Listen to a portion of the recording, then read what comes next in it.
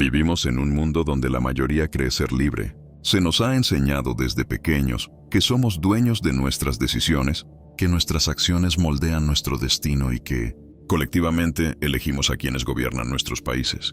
Nos han dicho que el sistema democrático es la cúspide del progreso humano, que el poder reside en las urnas y que nuestras voces cuentan.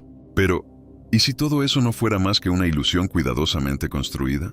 ¿Y si el mundo que vemos, la realidad que aceptamos como cierta, estuviera diseñada para mantenernos obedientes, distraídos y, sobre todo, ignorantes? Detrás de cada elección, de cada ley, de cada avance tecnológico o crisis global, hay una red de influencia que jamás se presenta al público. Una maquinaria de poder oculta, silenciosa, pero efectiva, que controla los hilos del mundo desde las sombras. No tiene un rostro definido, no lleva uniforme, no aparece en los periódicos, pero sus decisiones afectan todo lo que somos y todo lo que seremos. Esta red no es nueva.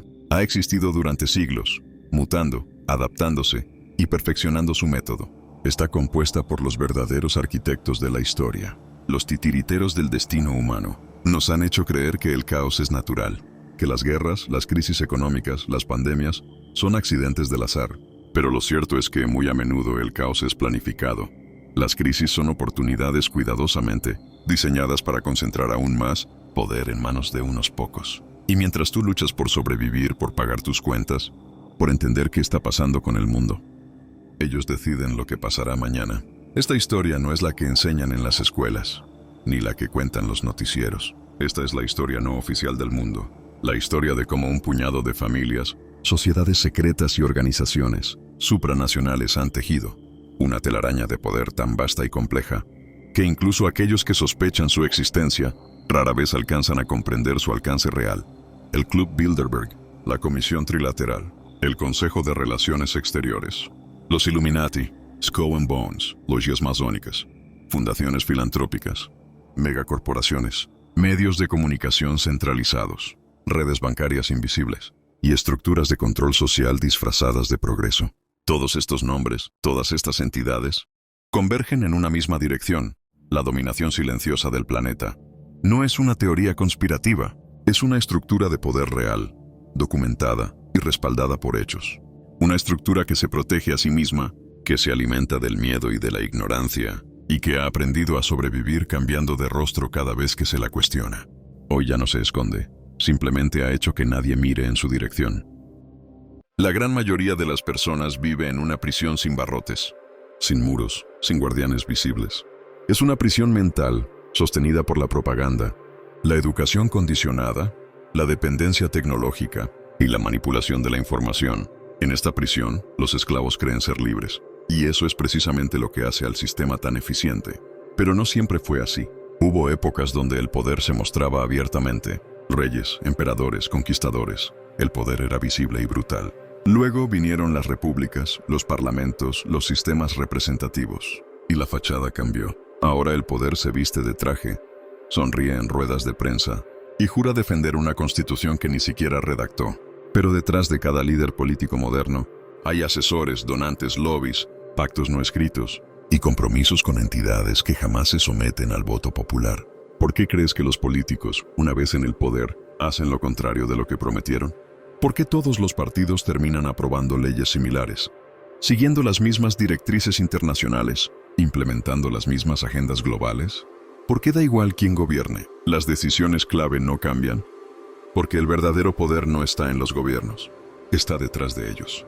Está en quienes les financian, les condicionan y cuando dejan de ser útiles, los reemplazan sin que el sistema tiemble. Muchos han oído hablar del Club Bilderberg, pero pocos saben qué es realmente. No es simplemente una reunión privada de empresarios y políticos. Es un espacio de coordinación estratégica entre las élites transatlánticas. Allí no se hacen ruedas de prensa, no hay periodistas, no hay transparencia. Pero allí se han gestado decisiones que han marcado la historia reciente del mundo. La creación del euro, la expansión de la OTAN, la reconfiguración del orden mundial tras la Guerra Fría. Y sí, incluso el ascenso de ciertos líderes políticos que luego han llegado al poder como si fuera casualidad. Y Bilderberg no es la única organización de este tipo. Hay decenas de estructuras similares, conectadas entre sí por intereses comunes, por vínculos familiares, por juramentos de silencio y por visiones compartidas. Lo que une a estas élites no es una ideología, ni una religión, ni una nación. Lo que las une es el deseo de control. Control de la economía, de la política, de la tecnología, de la biología, del comportamiento humano. Vivimos la era del metacontrol. Ya no basta con tener ejércitos o dinero. Ahora se necesita controlar la narrativa, lo que la gente cree que es verdad, lo que se considera ciencia, lo que se define como odio o como libertad. Los algoritmos deciden lo que ves. Las plataformas digitales definen lo que se permite decir. Y el discurso dominante es diseñado en espacios donde tú no tienes acceso. La pandemia fue una muestra de esto, de cómo se puede paralizar el planeta entero con una narrativa única, de cómo las voces disidentes pueden ser silenciadas, sin necesidad de represión física, de cómo la censura moderna se presenta como protección. Y todo esto mientras las grandes fortunas crecían, las libertades retrocedían, y la desigualdad alcanzaba niveles históricos. Pero no es la primera vez que ocurre. Las guerras mundiales también sirvieron a los intereses de los que se enriquecieron con la destrucción. Las crisis financieras no son accidentes, son instrumentos. El miedo siempre ha sido la herramienta favorita del poder oculto, porque el miedo paraliza, divide, infantiliza, y mientras el pueblo teme, discute y se enfrenta entre sí, el poder avanza. ¿Quién controla realmente el mundo? No es una pregunta fácil, porque el control no está en una sola persona, ni en una sola institución. Está distribuido entre una red de actores interconectados que operan en distintos niveles. Algunos son visibles, otros no. Algunos se presentan como benefactores de la humanidad. Otros ni siquiera se molestan en justificar lo que hacen. Pero todos comparten una cosa: no rinden cuentas ante nadie. Durante este capítulo de Archivo Perdido, exploraremos esta red en profundidad. Analizaremos sus orígenes, sus símbolos, sus métodos, sus operaciones históricas y sus planes para el futuro. Veremos cómo sociedades secretas, corporaciones, bancos centrales y gobiernos han trabajado en conjunto, a veces desde el anonimato, para construir un sistema de control global. Este viaje no es cómodo. Puede que cuestiones muchas cosas que dabas por ciertas. Puede que descubras verdades que preferirías no saber. Pero es necesario, porque solo conociendo cómo funciona el poder real, podremos recuperar la soberanía, la libertad y la dignidad como especie. Bienvenido a Archivo Perdido. Prepárate para descubrir el mundo que nunca te mostraron, porque todo lo que creías saber está a punto de cambiar. Si te apasionan los misterios, la historia y las profecías, este es tu canal. Suscríbete a Archivo Perdido, activa la campana y acompáñanos en cada enigma que el mundo intenta esconder. Lo que el tiempo ocultó, nosotros lo revelamos. Cada sombra guarda una historia. Capítulo 1. El poder en las sombras. Desde los albores de la civilización, el poder ha sido el motor oculto detrás de cada gran acontecimiento. Las guerras, los imperios, las religiones, las revoluciones, los avances tecnológicos. Todos han estado, de una forma u otra, condicionados por las manos invisibles que moldean la historia. A simple vista, podríamos creer que el curso de la humanidad ha sido forjado por la voluntad de los pueblos, por la lucha de ideales o por el azar del destino.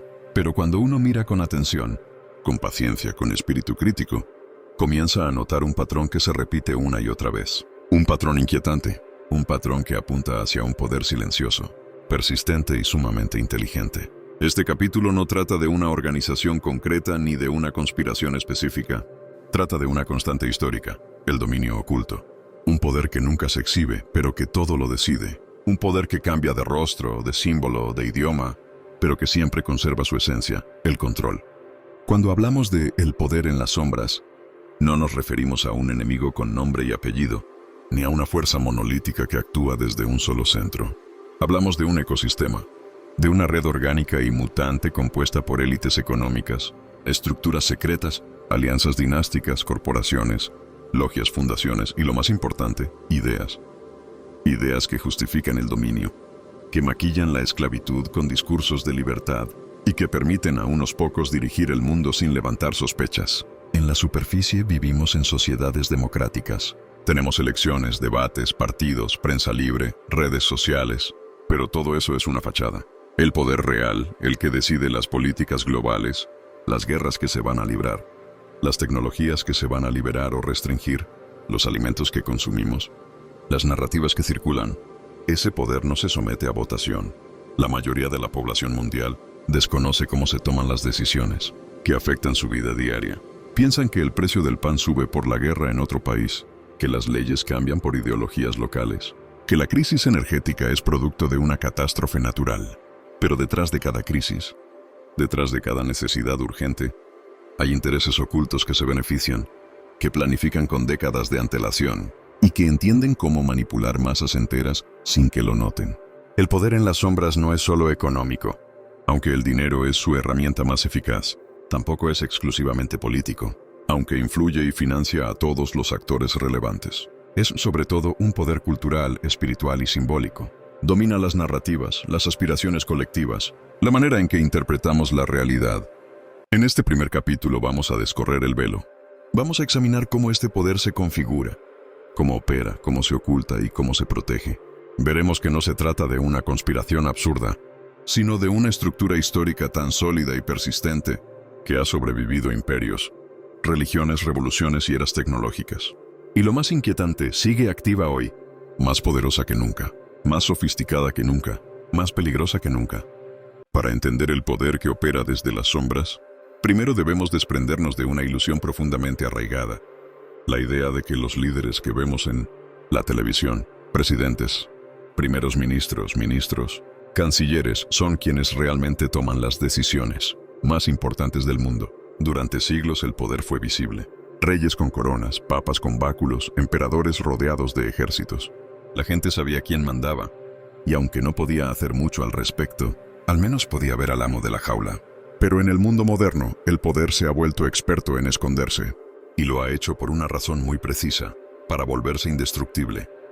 Un rey puede ser derrocado, un dictador puede ser exiliado, pero un sistema invisible que condiciona la mente, que moldea la economía global, que diseña los discursos aceptables, ese no puede ser combatido, porque la mayoría ni siquiera sabe que existe. Este poder oculto no habita en un solo lugar, se mueve entre los lujosos salones de Davos, las discretas reuniones de Bilderberg, las oficinas del FMI, los pasillos de Wall Street y las entrañas de Silicon Valley. Sus rostros cambian, pero sus propósitos son los mismos: dominar la información, controlar los recursos, predecir y condicionar el comportamiento humano. Uno de los elementos clave de este poder es la bancarización total del mundo. Los grandes bancos no son simples intermediarios financieros, son centros de influencia geopolítica. Los nombres son conocidos: JP Morgan, Goldman Sachs, Bank of America, Deutsche Bank. Pero más allá de ellos están los conglomerados que los poseen, los fondos de inversión que manejan trillones de dólares: BlackRock, Vanguard, State Street. Estas entidades poseen las acciones mayoritarias de las compañías más grandes del planeta. No solo en el sector bancario, sino también en tecnología, farmacéutica, alimentos, energía, entretenimiento y defensa. Cuando analizamos quién es el dueño de Google, Apple, Facebook, Amazon, Pfizer, Nestlé, Tesla o Lockheed Martin, los mismos nombres aparecen una y otra vez. Estamos hablando de una estructura piramidal de propiedad corporativa que permite a un grupo extremadamente reducido de personas tener un control real y directo sobre los pilares de la civilización moderna. Y sin embargo, ¿quién ha votado por Larry Fink, CEO de BlackRock? ¿Quién conoce su rostro? ¿Quién regula su poder? Pero esto no termina con el dinero. El poder en las sombras también opera a través del control del conocimiento. Las universidades más influyentes del mundo, las publicaciones científicas más citadas, los premios más prestigiosos, todos están financiados, directa o indirectamente, por fundaciones privadas. Muchas de estas fundaciones, como la Rockefeller Foundation, la Ford Foundation, la Bill and Melinda Gates Foundation, promueven una agenda global de valores, prioridades y soluciones que terminan siendo adoptadas por gobiernos, ONG y medios de comunicación como si fueran verdades incuestionables. Y aquí entra en juego otro de los elementos centrales del poder oculto: la manipulación del consenso. No importa lo que sea verdad, lo que importa es lo que la mayoría crea que es verdad. Y eso se consigue dominando las plataformas a través de las cuales se forma la opinión pública.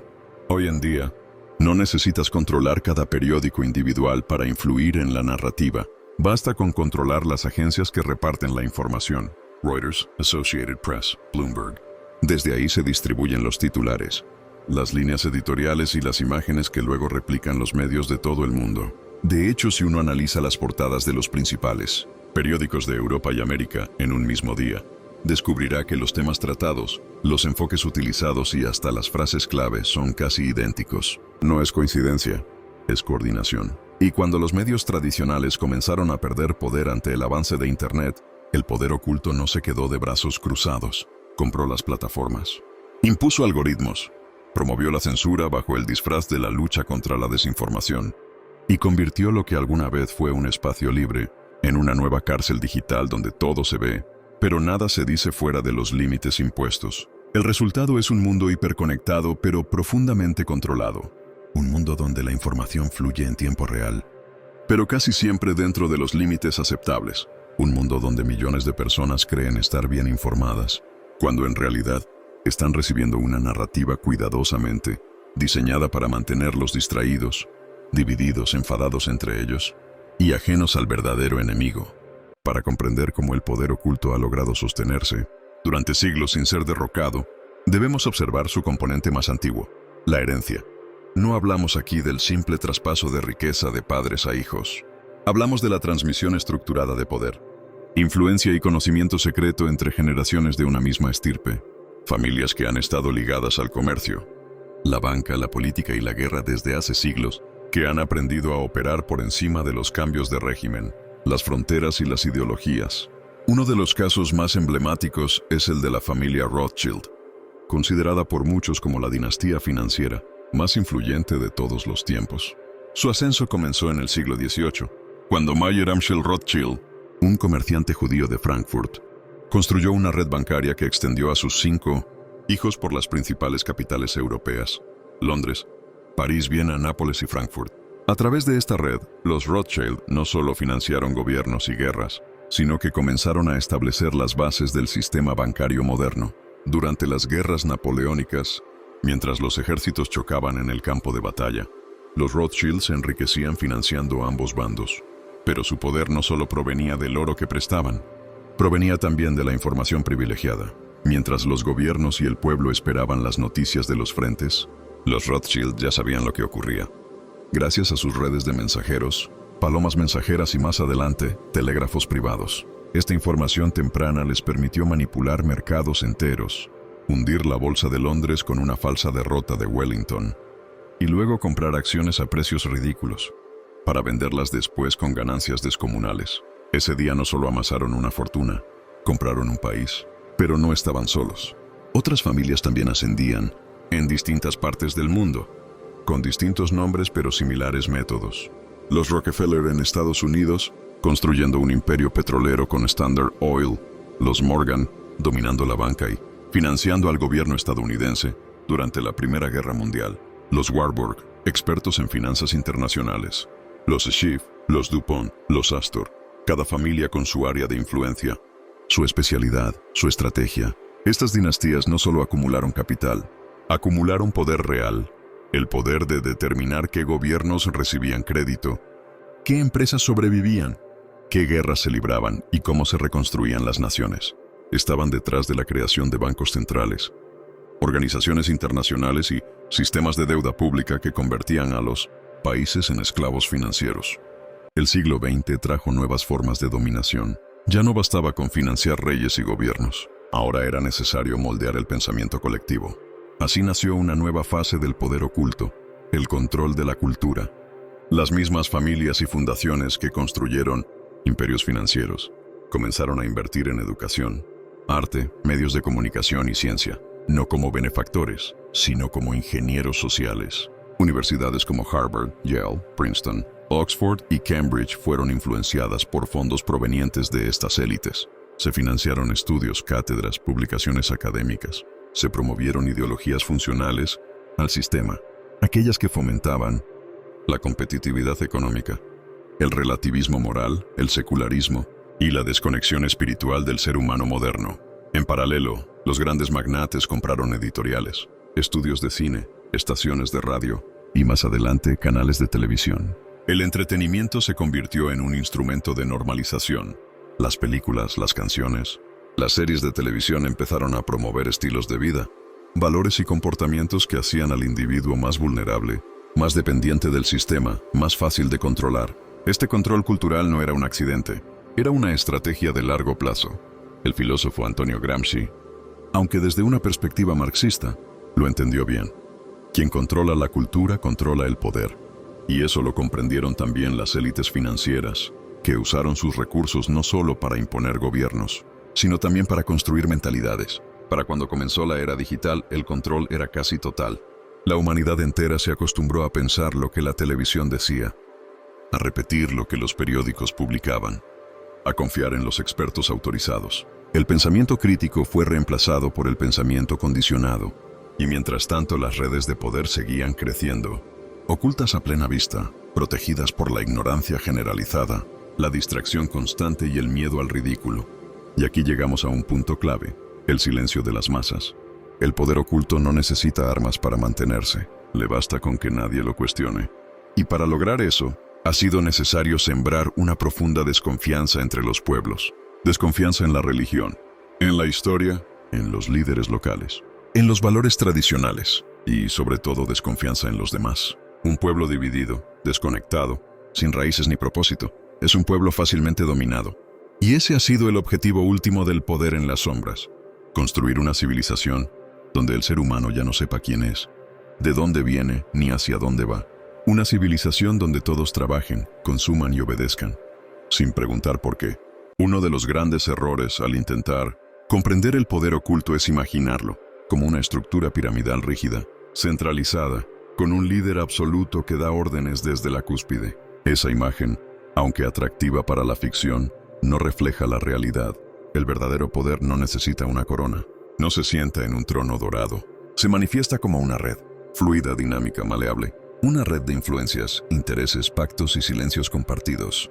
Una red en la que no todos sus nodos se conocen entre sí, pero todos responden a una lógica común: preservar y expandir su control. Este poder no requiere conspiraciones cerradas ni salas oscuras llenas de túnicas. Opera a través de estructuras legales, económicas, tecnológicas y culturales. Utiliza los sistemas existentes: bancos, universidades, fundaciones, parlamentos, medios de comunicación, y los infiltra con sus ideas, sus agentes y sus incentivos.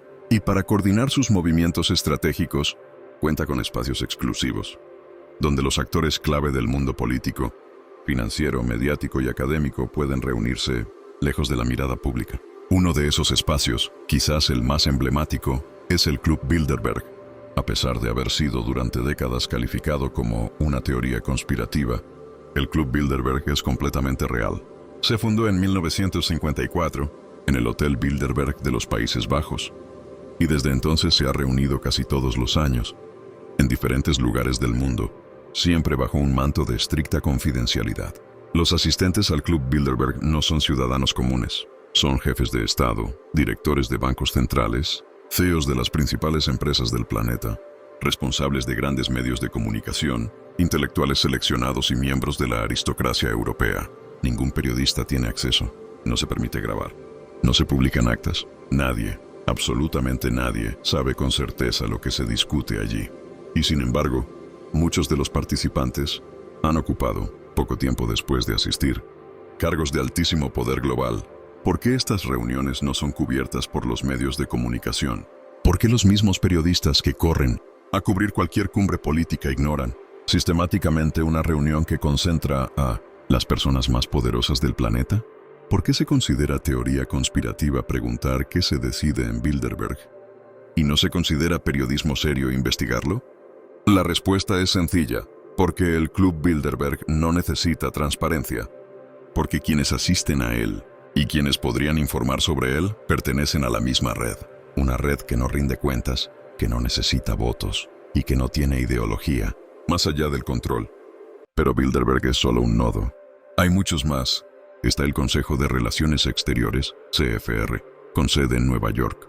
Una organización que durante décadas ha moldeado la política exterior de los Estados Unidos y que cuenta entre sus filas con diplomáticos, militares, banqueros, periodistas y académicos de alto nivel. Está la Comisión Trilateral, fundada por David Rockefeller y Zbigniew Brzezinski, cuyo objetivo es coordinar las agendas de América del Norte, Europa y Asia Oriental. Está el Foro Económico Mundial de Davos, donde cada año las élites globales discuten abiertamente cómo debe funcionar el mundo, sin consultar a nadie más. Todos estos espacios operan bajo una lógica común: definir los límites de lo posible.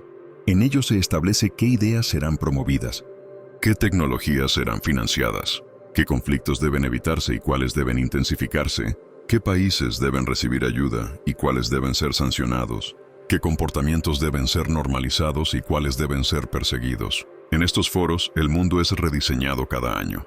Y sin embargo, cuando se menciona esto en voz alta, la respuesta suele ser el silencio, la burla o la descalificación automática. ¿Por qué? Porque el poder oculto también ha aprendido a blindarse con una poderosa arma: el descrédito.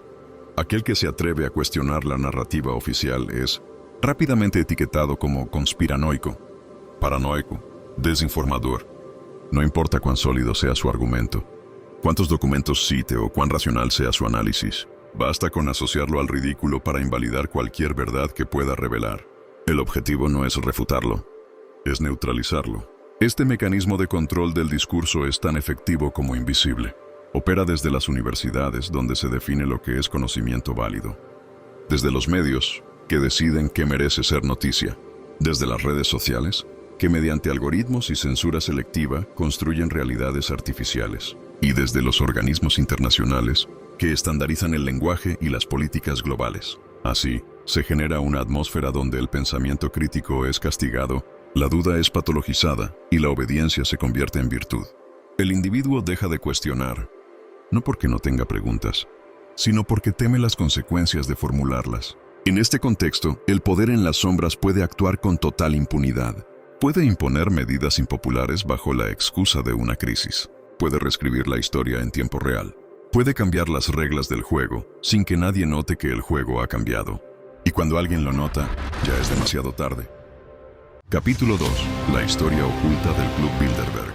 El mundo se mueve entre lo que se ve y lo que no. Y mientras las masas enfocan su atención en las noticias, en los conflictos públicos, en las declaraciones oficiales de sus presidentes y ministros, existe una élite que se reúne fuera de cámaras, sin prensa, sin protocolos públicos, sin votación, y decide. Este poder no actúa desde el teatro del Congreso ni desde los platós televisivos, sino desde salas privadas, discretas, elegantes, donde lo único que reina es el silencio. Uno de esos epicentros de poder es, sin duda, el Club Bilderberg. Apenas pronunciamos su nombre y muchos reaccionan con escepticismo, otros con miedo y algunos con risa nerviosa. Pero el Club Bilderberg existe. No es una fantasía, no es una invención, no es una teoría. Se fundó en 1954 y desde entonces se reúne cada año con una regularidad casi sagrada. En cada una de esas reuniones se agrupan entre 120 y 150 de las personas más influyentes del planeta: presidentes, reyes, directores de los bancos centrales, CEOs de las grandes tecnológicas, líderes militares, dueños de medios de comunicación, académicos clave, ministros en activo y exlíderes estratégicamente, retirados pero aún activos entre bastidores. El lugar cambia en cada edición: un hotel de lujo en Europa, un centro de conferencias en Norteamérica, una villa aislada bajo estrictas medidas de seguridad. Pero el formato se repite siempre. No hay prensa, no hay grabaciones, no hay actas públicas, y todo lo que allí se dice queda amparado bajo la regla de Chatham House. Se puede hablar de los temas, pero nunca revelar quién lo dijo. Esta única norma basta para garantizar un ambiente de confianza total donde se comparten ideas, estrategias y pactos que redefinen la arquitectura global. Pero ¿cómo comenzó todo? Todo se remonta al final de la Segunda Guerra Mundial. Europa estaba devastada. Estados Unidos emergía como potencia dominante. El temor al avance del comunismo crecía.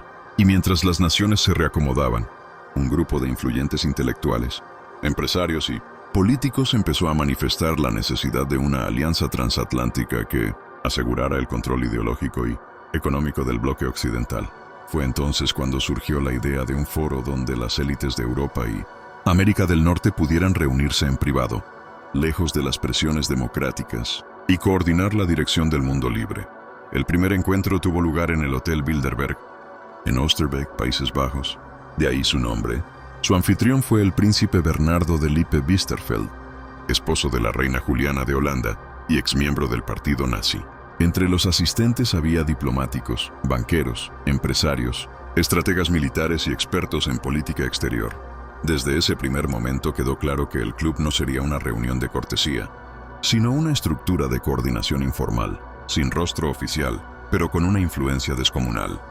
Con el paso de los años, Bilderberg se consolidó como uno de los centros neurálgicos del poder global. A él han asistido, antes de llegar al poder, personajes como Bill Clinton, Tony Blair, Angela Merkel, Emmanuel Macron o Pedro Sánchez. También figuras como Henry Kissinger, David Rockefeller, Christine Lagarde, Ursula von der Leyen, Mark Zuckerberg, Jeff Bezos y miembros de la realeza europea. Lo que tienen en común todos ellos no es su ideología política ni su nacionalidad, sino su nivel de influencia. Bilderberg no distingue entre izquierda o derecha, solo entre los que tienen poder y los que no. A lo largo de las décadas, muchos investigadores independientes han intentado desentrañar qué se discute en esas reuniones. Las pistas son escasas pero consistentes. Se habla de geopolítica, de reconfiguración de alianzas, de crisis migratorias, de cambio climático, de inteligencia artificial, de reorganización monetaria. En cada edición se tratan entre 10 y 12 temas estratégicos, previamente definidos por el comité de dirección, compuesto por un núcleo permanente de unas 30 personas. Este comité se renueva lentamente, pero mantiene siempre el mismo espíritu: mantener el orden mundial bajo control privado, lejos de la voluntad popular. ¿Es legal que los líderes electos se reúnan en secreto con banqueros, empresarios y medios sin informar a sus ciudadanos? Técnicamente sí. Legal no significa ético. Y en este caso, las implicaciones éticas son profundas. ¿Puede un primer ministro discutir, en privado, los planes de privatización de su país con quienes se beneficiarán de ella? ¿Puede un director de medio coordinar la narrativa informativa con quienes mueven los hilos del poder financiero? ¿Puede un CEO de farmacéutica debatir sin testigos las estrategias sanitarias de los próximos años con ministros de salud? No se trata de teorías, sino de preguntas legítimas que surgen al observar la opacidad con la que opera Bilderberg. En un mundo donde se exige transparencia al ciudadano común, quienes lo gobiernan y dirigen operan con total discreción. Ahora bien, ¿por qué Bilderberg ha sido durante tanto tiempo ignorado por los medios? La respuesta es simple: porque muchos de los directores de medios asisten a las reuniones, porque las líneas editoriales están alineadas con las decisiones tomadas allí, porque hablar del club en términos serios implica cuestionar la base del poder moderno, y porque quien se atreve a hacerlo es rápidamente tildado de conspiranoico, marginal o peligroso.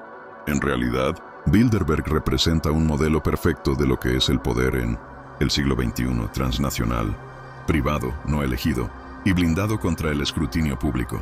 Es un poder que no necesita tanques ni ejércitos. Su fuerza reside en la coordinación silenciosa de políticas, narrativas y decisiones económicas. Un poder que se adapta, que no necesita estructuras formales para actuar, y que opera como una inteligencia distribuida, como una mente colmena.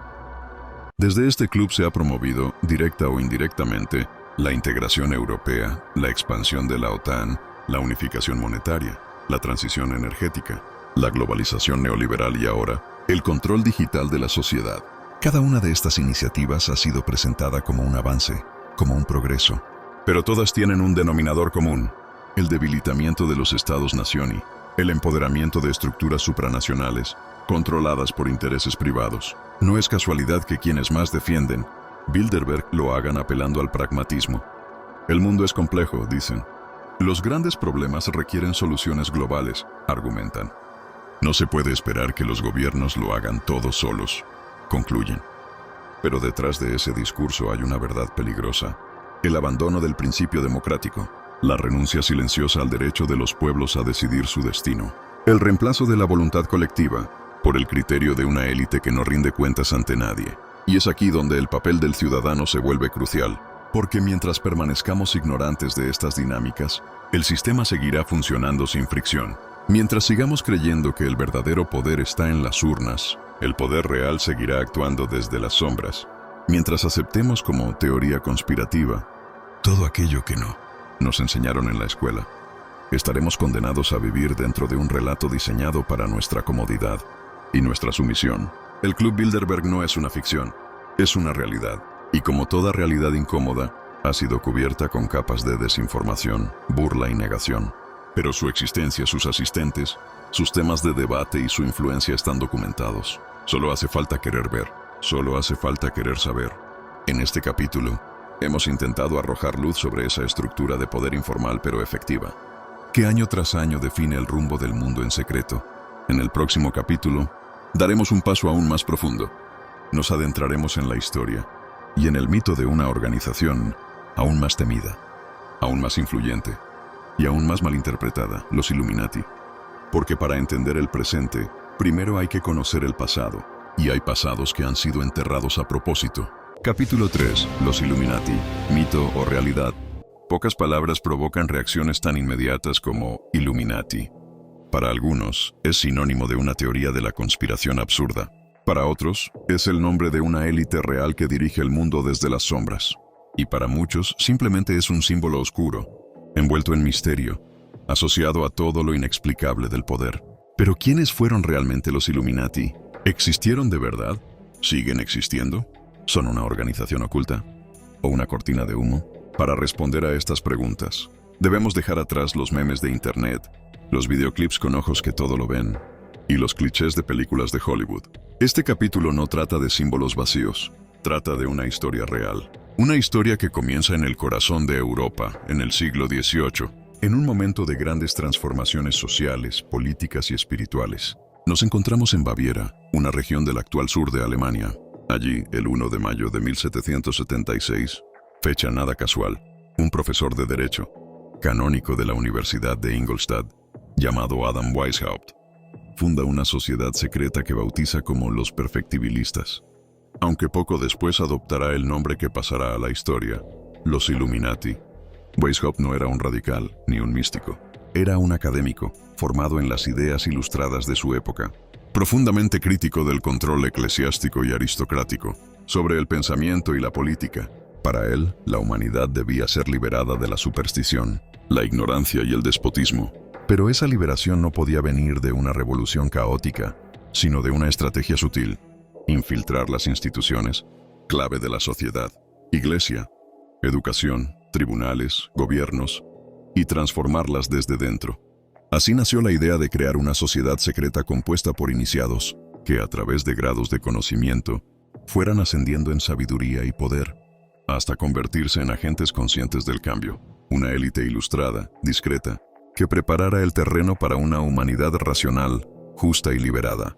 En sus primeros años, los Illuminati eran apenas unas decenas de miembros, reclutados entre estudiantes y profesores, pero pronto comenzaron a crecer, especialmente tras su fusión con ciertas logias masónicas. La masonería, con su estructura jerárquica, sus rituales y su vasta red de contactos, fue el vehículo perfecto para expandir el proyecto de Weishaupt. En menos de una década, los Illuminati ya contaban con cientos de miembros en Baviera, Austria, Suiza, Francia e Italia. Entre ellos había jueces, oficiales militares, académicos, banqueros e incluso nobles. Aunque su objetivo era la reforma progresiva de la sociedad, su método, la infiltración silenciosa y la jerarquía secreta, empezó a levantar sospechas. En 1785, el duque de Baviera, Carlos Teodoro, bajo la presión de la Iglesia y de ciertos sectores conservadores, decreta la prohibición de todas las sociedades secretas, incluyendo los Illuminati. Algunos documentos son incautados, otros miembros son arrestados, y Adam Weishaupt se ve obligado a exiliarse. Oficialmente los Illuminati fueron disueltos ese mismo año. Pero, ¿fue así realmente? Aquí es donde la historia documentada da paso al misterio, porque aunque la organización como tal dejó de operar legalmente, muchos de sus miembros continuaron activos en otras estructuras. Y más importante aún, su ideología no murió. Al contrario, fue absorbida y desarrollada por otras redes. La idea de una élite secreta, ilustrada, que opere entre bastidores para transformar el mundo, no desapareció. Se volvió más discreta.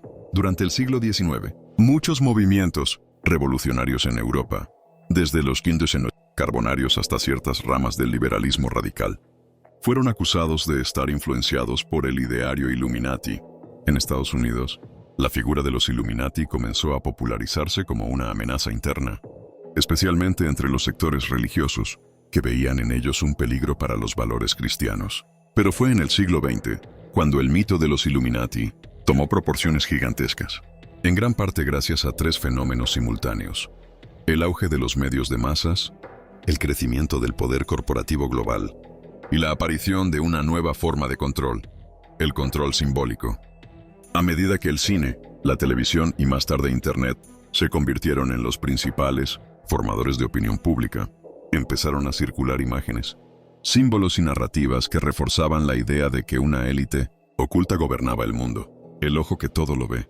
Las pirámides, las logias, los rituales secretos, las reuniones privadas, todo eso fue alimentando una percepción cada vez más extendida que había algo detrás del telón y que ese algo tenía nombre. Lo curioso es que muchas de las instituciones más poderosas del mundo empezaron a utilizar, conscientemente o no, esos mismos símbolos. Billetes de dólar con el ojo sobre la pirámide, edificios gubernamentales con geometrías masónicas, escenarios de conciertos plagados de iconografía esotérica, publicidad que juega con lo oculto. ¿Coincidencia? ¿Provocación? ¿Mensaje? En paralelo, el poder económico y político se fue concentrando como nunca antes en la historia. Las grandes corporaciones comenzaron a influir en la política global, los organismos internacionales ganaron poder sobre los estados nacionales, y el acceso a la información fue cada vez más filtrado por algoritmos y censura digital.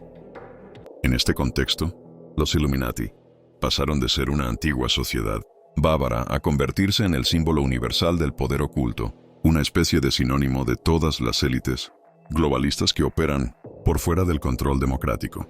Y aunque muchos niegan su existencia actual como organización concreta, pocos niegan que el principio que los inspiró sigue más vivo que nunca. Porque lo que definía a los Illuminati no era tanto su estructura interna, sino su visión del mundo.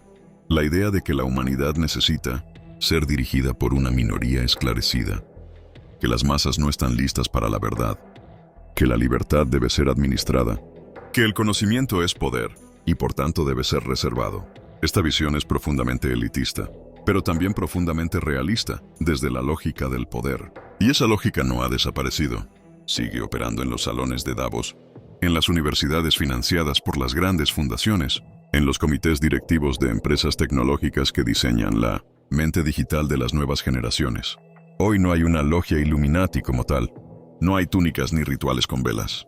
Pero sí hay una red de poder que opera bajo los mismos principios: ocultismo simbólico, jerarquía del conocimiento, ingeniería social, manipulación de las narrativas, control de los símbolos. Y quizás lo más inquietante es que gran parte de ese poder se alimenta de nuestra propia negación. Porque mientras nos reímos del concepto de los Illuminati, ellos, como idea, como estructura, como paradigma, siguen moldeando nuestro mundo. No necesitan existir como organización, ya existen como sistema. En este capítulo hemos desmitificado, pero también reivindicado, la figura de los Illuminati, no como caricatura, sino como el reflejo de una constante histórica, la tentación de las élites por modelar la humanidad desde las sombras, sin ser vistas, sin ser juzgadas, sin ser elegidas. En el próximo capítulo vamos aún más atrás, porque si los Illuminati son los herederos modernos del poder oculto, ¿de dónde viene ese linaje? ¿Qué fuerzas operaban ya en la antigüedad bajo formas secretas?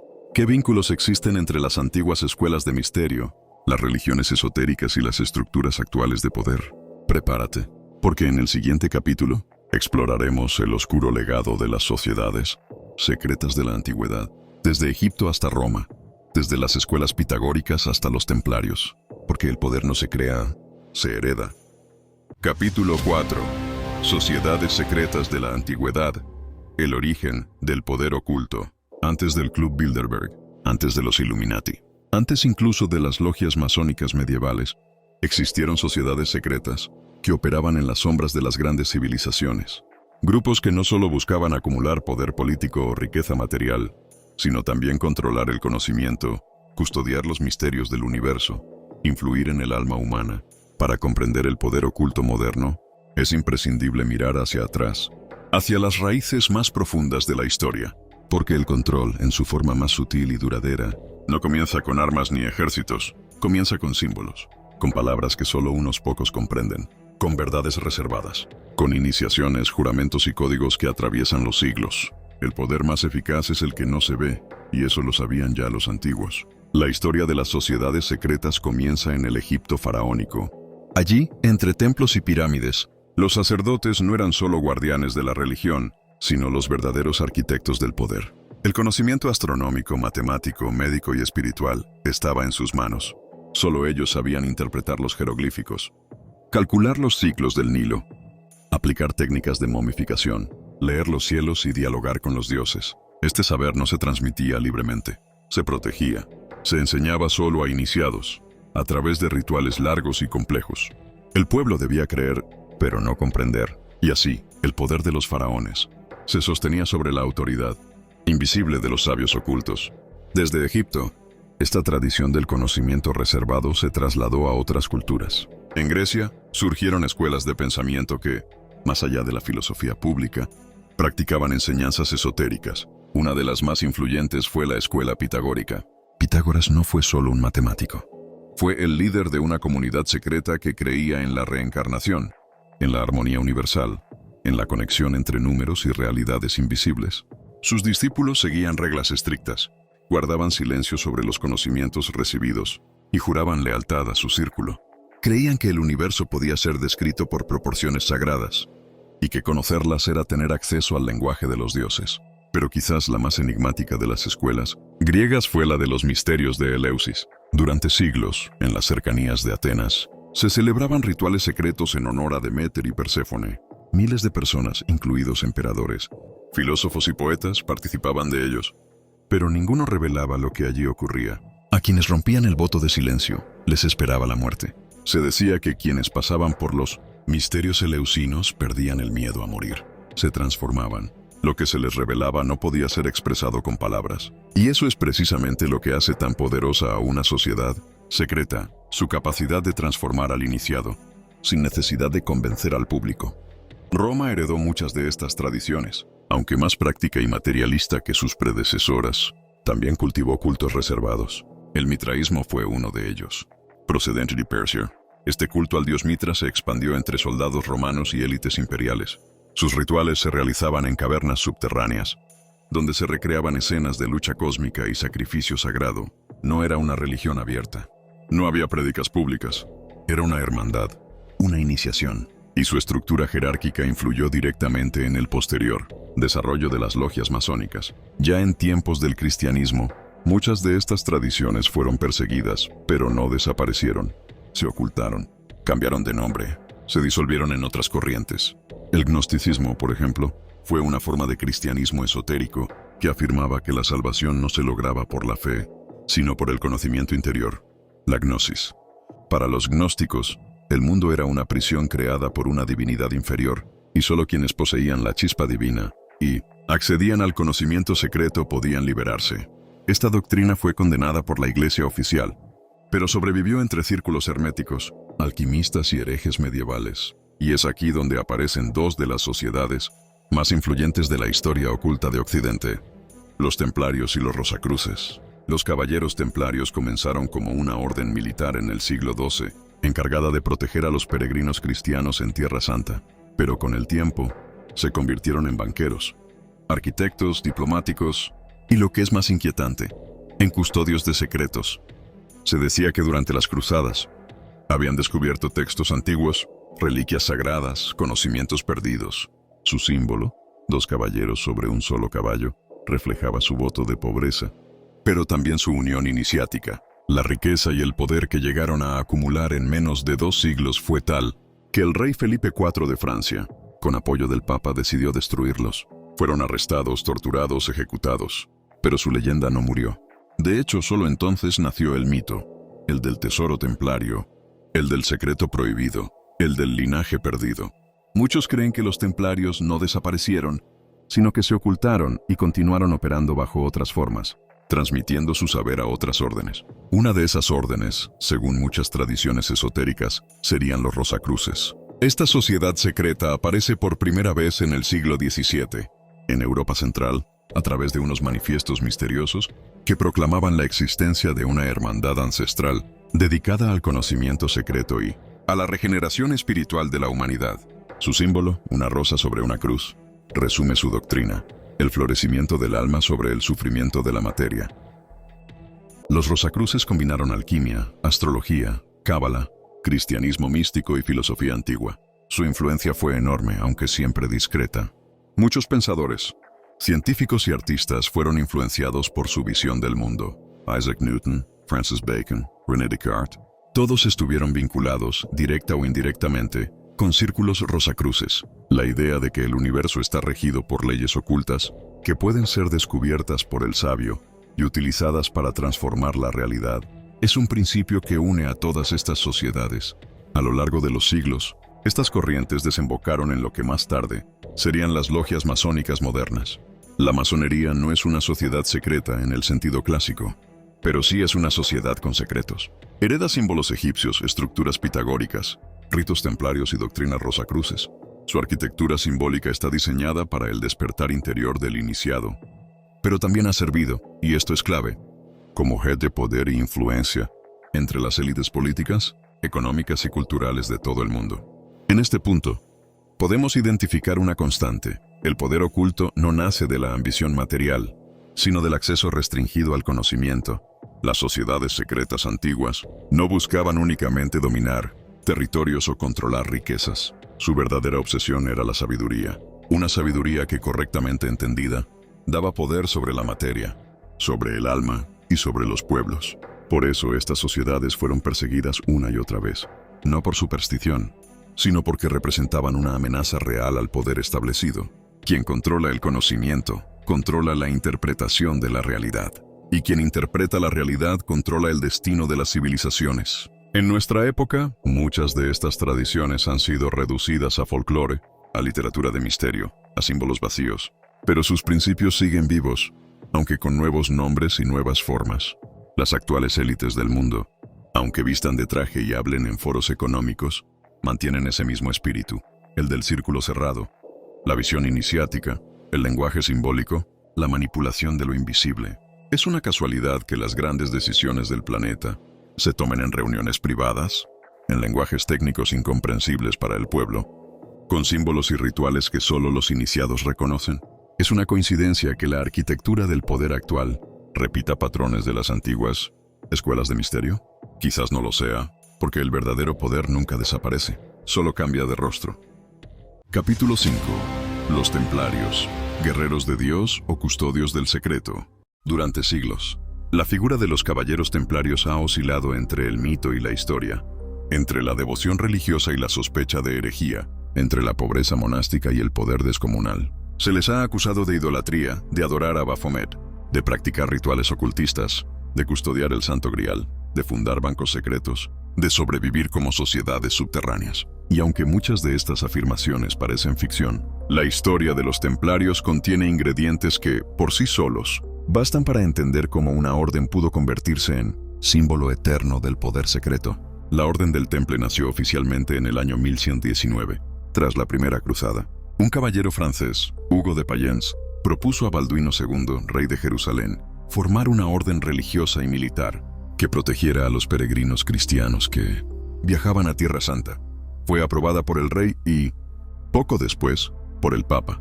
La orden se estableció en el antiguo templo de Salomón, lo que les valió su nombre. Pobres compañeros de Cristo y del templo de Salomón, más conocidos simplemente como templarios. Desde su fundación, los templarios adoptaron un modelo peculiar. Eran monjes y guerreros. Vivían bajo votos de pobreza, castidad y obediencia, pero también combatían en el frente de batalla.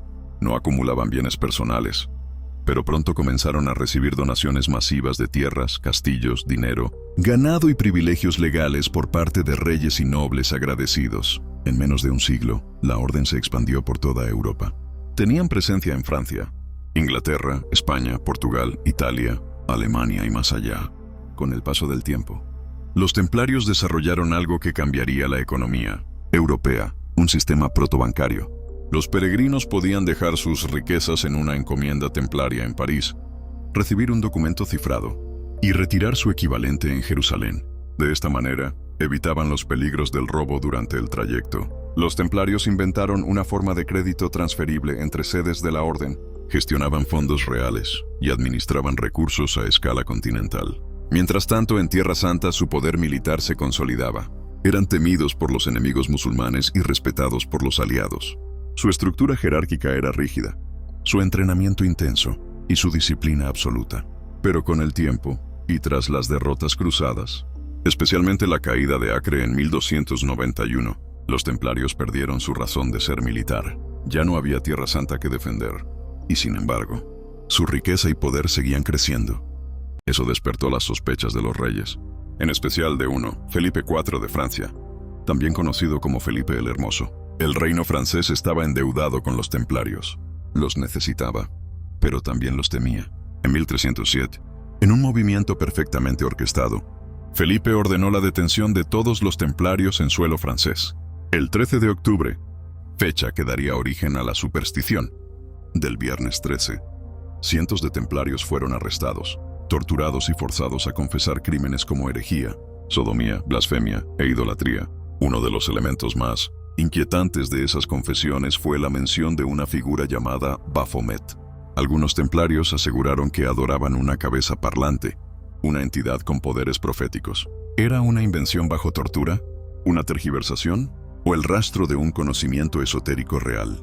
El proceso culminó en 1312, cuando el Papa Clemente V, presionado por el rey, disolvió la orden. 2 años después, en 1314, el último gran maestre, Jacques de Molay, fue quemado vivo en una isla del Sena. Según la leyenda, antes de morir lanzó una maldición sobre el rey y el papa, quienes murieron meses después en circunstancias misteriosas. Hasta aquí, los hechos históricos. Pero lo que viene después es lo que da origen al mito. Porque a pesar de la disolución oficial, nadie encontró el tesoro templario. Nadie confiscó toda su documentación. Nadie identificó con claridad a todos sus miembros. Muchas encomiendas templarias simplemente cambiaron de nombre o pasaron a manos de otras órdenes. En Escocia, Portugal y otros lugares, los templarios siguieron operando con nombres distintos. En Portugal, por ejemplo, se fundó la Orden de Cristo, cuyos miembros eran extemplarios, y que años después financiaría las expediciones de Vasco da Gama y Cristóbal Colón. Además, durante los siglos siguientes, se empezó a especular que los templarios no solo acumulaban riqueza material, sino también conocimiento oculto. ¿Qué encontraron en Tierra Santa? ¿Descubrieron documentos gnósticos? ¿Textos perdidos? ¿El Arca de la Alianza? ¿El Grial? La idea de que los templarios accedieron a un saber prohibido fue alimentada por diversas tradiciones esotéricas. Algunos afirmaban que habían entrado en contacto con sabios sufíes o místicos judíos en Jerusalén y que habían integrado enseñanzas de la Cábala, el hermetismo y las ciencias ocultas. Otros sostenían que custodiaban la sangre de Cristo, el linaje sagrado, y no faltaban quienes decían que su estructura organizativa y sus símbolos eran el germen de las futuras logias masónicas. De hecho, muchos rituales masónicos posteriores se inspiran en la simbología templaria. La cruz paté, el lema non nobis domine, la espada, el templo, todo apunta a una herencia velada. Algunos grados altos del rito escocés antiguo y aceptado incluso se denominan caballero del temple. A medida que el poder masónico creció en los siglos XVIII y XIX, el mito templario se consolidó como una clave de acceso al pasado oculto del poder. El supuesto legado templario fue reclamado por múltiples grupos, desde Rosacruces hasta sociedades herméticas. El temple pasó de ser una orden histórica a convertirse en un arquetipo, el del guerrero sabio, el custodio del secreto, el mártir de la verdad. Y en tiempos más recientes, los templarios han sido reinterpretados por la cultura popular, alimentando novelas, películas y teorías conspirativas. Desde el Código Da Vinci hasta Assassin's Creed, los templarios se han vuelto sinónimo de la conexión entre religión, poder y conocimiento prohibido. Pero ¿qué hay de cierto en todo esto? La clave no está en saber si guardaban el Grial o si adoraban a Baphomet.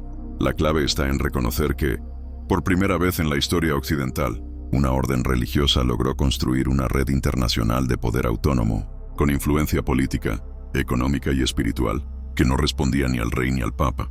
Esa independencia fue su grandeza y su condena. Y esa estructura, una red descentralizada, jerárquica, simbólica, con lealtades internas más fuertes que cualquier institución oficial, es el modelo que muchas sociedades secretas posteriores imitaron. El poder oculto moderno le debe mucho a los templarios, su forma de operar, su lógica, su lenguaje de símbolos, su capacidad para sobrevivir incluso en la derrota. Porque al final, los templarios no murieron en la hoguera, se disolvieron en la historia, pero su espíritu, su método y su legado siguen vivos. En cada estructura que actúa desde las sombras, en cada red que sobrevive al escrutinio público, en cada élite que custodia no solo el poder, sino el secreto. En el próximo capítulo seguiremos explorando el mapa de estas redes invisibles, porque la historia del poder oculto no se detiene, cambia de nombre, cambia de forma, pero nunca de objetivo. Capítulo 6. La hermandad invisible. Sangre, linajes y el poder que no se ve. A lo largo de la historia, los imperios han caído, Las religiones han cambiado, los reyes han sido derrocados, pero el poder real, el que no depende de coronas ni urnas, ha persistido.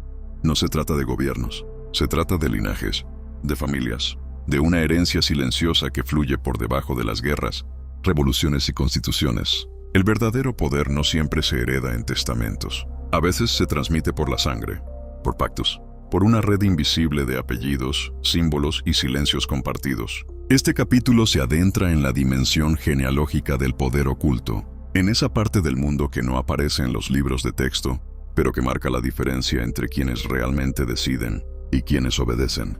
Comencemos con una pregunta incómoda. ¿Por qué ciertas familias han estado vinculadas al poder durante siglos, a través de múltiples regímenes, religiones y continentes? ¿Por qué apellidos como Rothschild, Rockefeller, Windsor, Orsini, Habsburgo, DuPont o Bush aparecen una y otra vez en los lugares clave de la política? La economía, la banca, la diplomacia y la guerra, ¿qué une a estas familias? ¿Coincidencia? ¿Talento hereditario? ¿O una red deliberada de preservación del poder? Mucho se ha dicho sobre los Rothschild, una de las familias más influyentes de la historia moderna. Su ascenso comenzó en el siglo XVIII, con Mayer Amschel Rothschild en Frankfurt, quien envió a sus 5 hijos a las principales capitales europeas: Londres, París, Viena, Nápoles y Frankfurt. A través de préstamos, bonos de guerra y estrategias financieras inteligentes, crearon un imperio bancario sin precedentes. Pero más allá del dinero, los Rothschild consolidaron algo aún más valioso: el acceso directo a reyes, papas, primeros ministros, ejércitos y medios de comunicación. Y aunque durante el siglo XX su visibilidad disminuyó, su estructura nunca desapareció. Al contrario, se volvió más discreta. Hoy operan a través de fondos, fundaciones, fideicomisos y alianzas con otras casas financieras. Su influencia ya no se mide en billetes, sino en decisiones invisibles que afectan el precio del oro, el valor del dólar, el inicio de una guerra o la caída de un gobierno.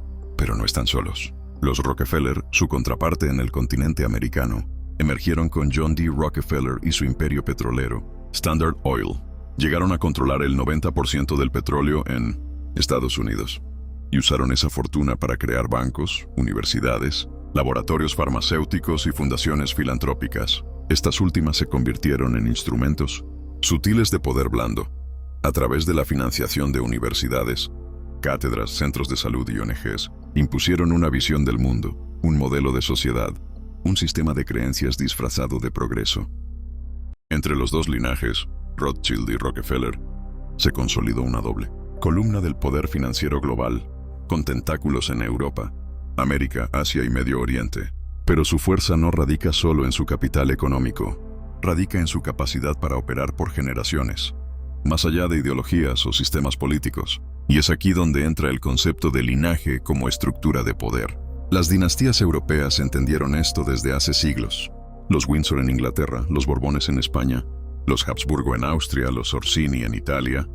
Todas estas casas reales han mantenido su poder, abierto o encubierto, a través de alianzas matrimoniales estratégicas, fundaciones benéficas, participación en la banca y vínculos directos con la aristocracia industrial.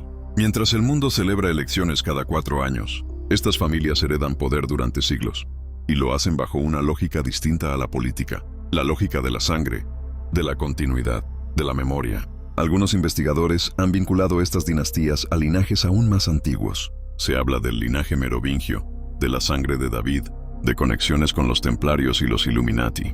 Aunque muchas de estas afirmaciones carecen de pruebas documentales concluyentes, lo cierto es que existe una fascinación y un patrón con la pureza de sangre y la sucesión de poder por vía familiar. Las genealogías ocultas han sido trazadas con cuidado por sociedades secretas, como si conocer el origen genético de un individuo diera acceso a un mapa de su destino. La idea de que ciertos linajes están destinados a gobernar, que su herencia los convierte en seres especiales, se repite en tradiciones tan dispares como el judaísmo cabalístico, la masonería de altos grados y el ocultismo moderno. Pero no hace falta remontarse a la Edad Media para ver cómo actúa esta hermandad. Invisible. Basta con observar el presente.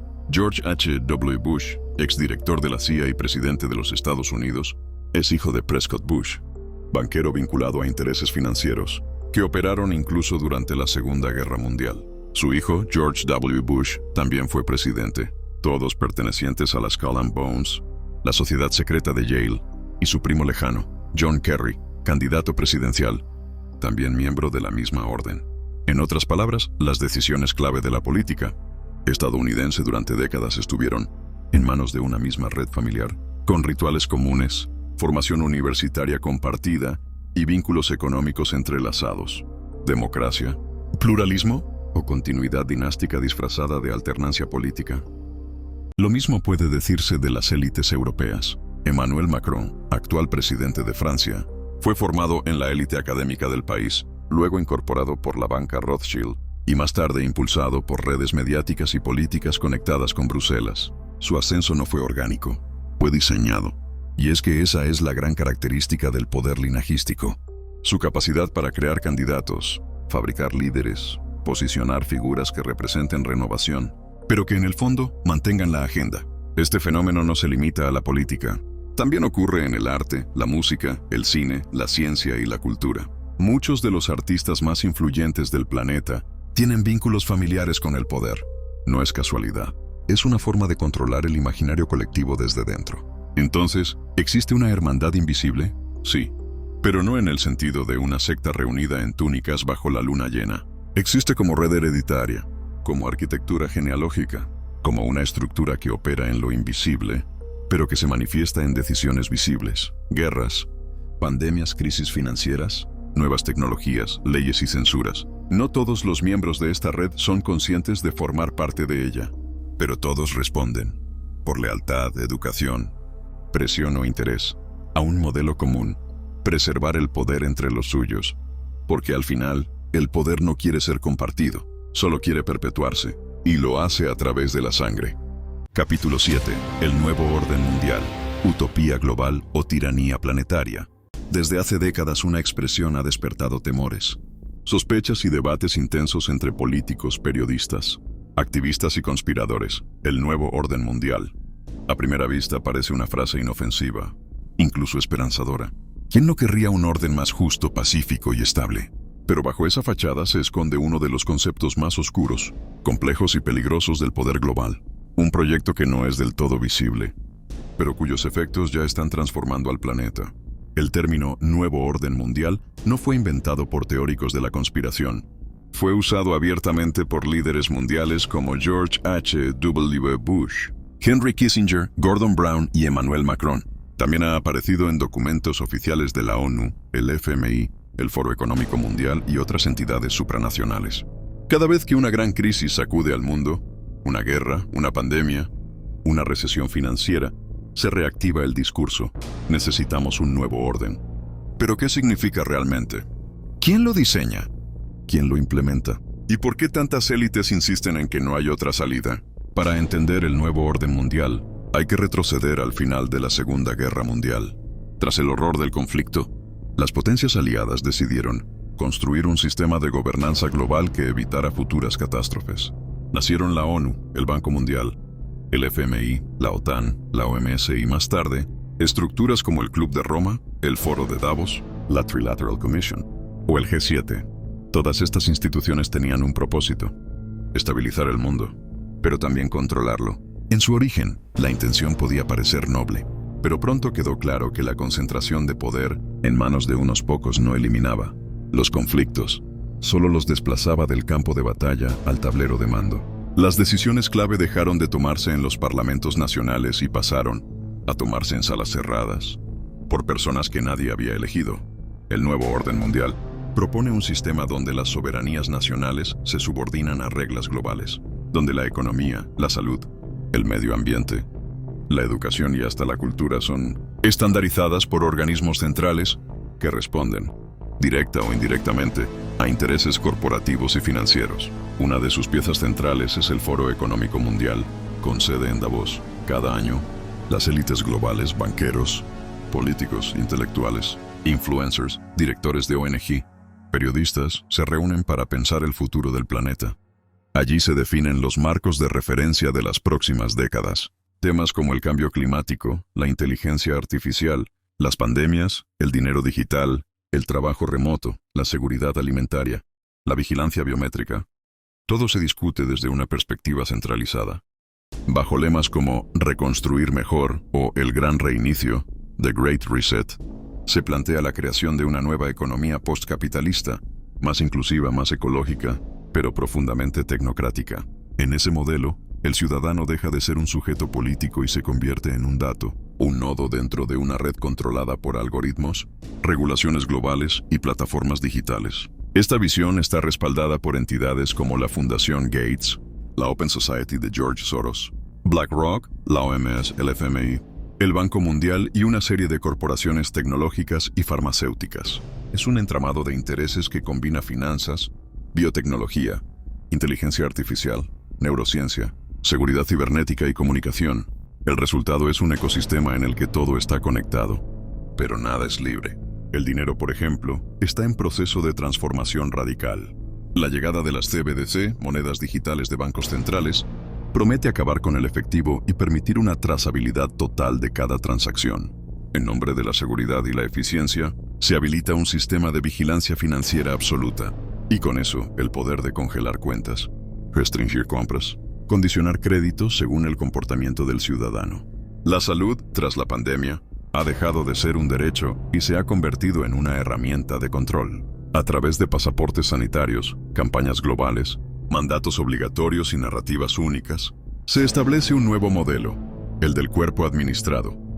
El ser humano ya no es dueño de su cuerpo, sino objeto de gestión sanitaria supranacional. La información, por su parte, ha sido monopolizada por grandes plataformas tecnológicas que actúan como jueces de la verdad. Quien no se alinea con la narrativa dominante es censurado, degradado, etiquetado. Bajo la excusa de luchar contra la desinformación, se construye un sistema de pensamiento único, donde solo se puede hablar dentro de los márgenes establecidos por las élites. Todo esto no es teoría, está ocurriendo. Lo más inquietante del nuevo orden mundial no es su existencia, sino la pasividad con la que la mayoría lo acepta. Se presenta como inevitable, como evolución natural, como necesidad planetaria. Y quien se opone es tildado de radical, reaccionario o conspiranoico. Pero la pregunta clave es, ¿quién se beneficia? El ciudadano común no tiene voz en Davos. No redacta los documentos de la ONU. No vota las decisiones del FMI. No elige a los dueños de Google, Pfizer o BlackRock. No participa en la elaboración de tratados internacionales que condicionan su vida diaria. Solo obedece.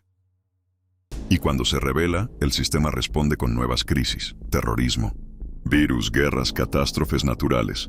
Cada emergencia es una oportunidad para restringir derechos, aumentar el control y consolidar una estructura global que no tiene rostro ni bandera. El nuevo orden mundial no es una conspiración secreta, es un proyecto declarado. Está en los documentos, en los discursos, en las agendas 2030, en los objetivos de desarrollo sostenible, en las reuniones del G20. Lo que lo hace siniestro no es su ocultamiento, sino su normalización. Bajo la apariencia de progreso, se está construyendo un sistema en el que la libertad es funcional al sistema, no un derecho inalienable. Un sistema donde la democracia es un decorado, la ciencia es dogma, la salud es control, y la información es propaganda. Y todo esto ocurre sin necesidad de dictadores, porque el nuevo poder ya no necesita la violencia física. Le basta con el consentimiento pasivo, con la distracción permanente, con el miedo administrado. En el siguiente capítulo, exploraremos los mecanismos más profundos de ese control, la manipulación psicológica colectiva, los métodos de ingeniería social y cómo los medios, la tecnología y el lenguaje son usados para mantener a las masas dormidas, mientras el mundo cambia ante sus ojos. Capítulo 8. Ingeniería social. El arte de controlar a las masas. Cuando se habla de poder, la mayoría piensa en ejércitos, armas, dinero o influencia política. Pero existe una forma de poder mucho más sofisticada, silenciosa y efectiva: la manipulación de la mente colectiva. No se necesita violencia para someter a un pueblo. Basta con controlar lo que piensa, lo que siente y, sobre todo, lo que cree que es verdad. A eso se le llama ingeniería social y es el arma más poderosa que ha existido jamás. La ingeniería social no es una teoría reciente. Su origen se remonta a las primeras civilizaciones organizadas, cuando las élites comprendieron que no bastaba con gobernar por la fuerza, había que moldear la percepción de los gobernados. Y para lograrlo, se empezó a construir un arsenal simbólico, narrativo y psicológico que, con el tiempo, se convertiría en la base del poder moderno. Los antiguos egipcios lo entendieron muy bien. El faraón no era solo un rey, era un dios viviente. Su autoridad no se basaba únicamente en sus ejércitos, sino en el relato que lo rodeaba. Sus decretos eran divinos. Su voz era la voluntad del cielo. Nadie cuestionaba su poder, porque estaba incrustado en la cosmovisión colectiva. Lo mismo ocurrió en Roma, en China, en Mesopotamia. Pero en la era moderna, ese poder simbólico evolucionó hacia formas mucho más complejas. En el siglo XX, tras la invención de la radio, el cine y la televisión, los gobiernos y las élites financieras descubrieron una verdad inquietante. Quien controla los medios, controla las mentes. No hace falta censurar, si puedes convencer. No hace falta reprimir, si puedes manipular. La clave no está en obligar, sino en hacer que el individuo crea que eligió por sí mismo. Uno de los pioneros de esta estrategia fue Edward Bernays, sobrino de Sigmund Freud y padre de la propaganda moderna. En su libro Propaganda, 1928, Bernays afirmaba: la manipulación consciente e inteligente de los hábitos y opiniones organizadas de las masas es un elemento importante en una sociedad democrática. Aquellos que manipulan este mecanismo invisible constituyen un gobierno invisible, que es el verdadero poder que rige nuestro país. Bernays no hablaba desde la teoría. Fue contratado por gobiernos, corporaciones y organizaciones para moldear la opinión pública. Convenció a millones de mujeres de fumar cigarrillos presentándolos como antorchas de la libertad. Ayudó a vender guerras como cruzadas morales y diseñó campañas masivas para redefinir el consumo como identidad. Desde entonces la ingeniería social ha evolucionado de manera implacable. Hoy, con la llegada de Internet, redes sociales, inteligencia artificial y neurociencia aplicada, el control mental ha alcanzado un nivel nunca antes visto. Cada vez que haces clic, cada vez que deslizas el dedo, cada vez que compartes una imagen o buscas algo en Google, estás alimentando un perfil digital que las plataformas usan para predecir y dirigir tu comportamiento. No es ciencia ficción, es realidad diaria. Los algoritmos no solo muestran lo que quieres ver, te enseñan qué desear, qué temer, qué odiar, a quién apoyar y contra quién reaccionar. Lo hacen midiendo tus tiempos de lectura, tus gestos faciales, tus pausas, tus hábitos. Y luego, con esa información, modelan tu visión del mundo. Esta manipulación no es directa, es simbólica, emocional, acumulativa. Se realiza a través de narrativas cuidadosamente construidas. Cada película, serie, anuncio, meme, tuit o titular tiene una carga ideológica, una intención, un marco de sentido. Quien controla la narrativa, controla la percepción. Y quien controla la percepción, controla la acción. La ingeniería social moderna se apoya en varios pilares. 1. La saturación informativa. Cuanto más ruido, menos claridad. Al inundar de información se debilita la capacidad crítica. El ciudadano promedio no tiene tiempo ni energía para verificar, analizar o profundizar. Simplemente se deja arrastrar por lo que más se repite. 2. La polarización emocional. Dividir para reinar. Se estimula el odio, la indignación, la ira, la culpa. Las emociones extremas impiden el pensamiento reflexivo. Si odias, no razonas. Si temes, obedeces. Es la trivialización de lo profundo. Los temas más importantes son convertidos en entretenimiento, memes o polémicas vacías. Lo sagrado se ridiculiza. Lo complejo se simplifica. La cultura se degrada. Otro. El castigo al disidente. Quien cuestiona la narrativa oficial es atacado, ridiculizado o cancelado. No importa si tiene razón. Basta con etiquetarlo como conspiranoico, negacionista o extremista para silenciarlo sin argumentos. 5. La recompensa de la obediencia. Los que repiten el discurso dominante son premiados con visibilidad, éxito, aprobación social. El sistema crea sus propios influencers, sus propios expertos, sus propios héroes. Y todo esto ocurre sin que la mayoría lo note, porque la gran victoria de la ingeniería social es que el control se perciba como libertad, que el sistema se vea como natural, que la esclavitud se viva como confort, que el rebaño no sienta la cerca, porque la lleva dentro. Incluso el lenguaje ha sido transformado en herramienta de dominación. Palabras como tolerancia, progreso, inclusión, seguridad, sostenibilidad, aunque nobles en esencia, son utilizadas como caballos de Troya para justificar políticas de control, censura o manipulación emocional. Todo se vuelve ambiguo, todo se redefine. George Orwell lo advirtió. En 1984, el control del lenguaje es el control del pensamiento. Si no puedes nombrar algo, no puedes pensarlo. Y si no puedes pensarlo, no puedes resistirlo. Por eso, la ingeniería social no busca simplemente que aceptes una idea. Busca que no seas capaz de concebir otra. Su objetivo es colonizar el alma, reescribir la realidad desde dentro. ¿Y quién está detrás de este proceso? No es una sola persona. No es una conspiración de película.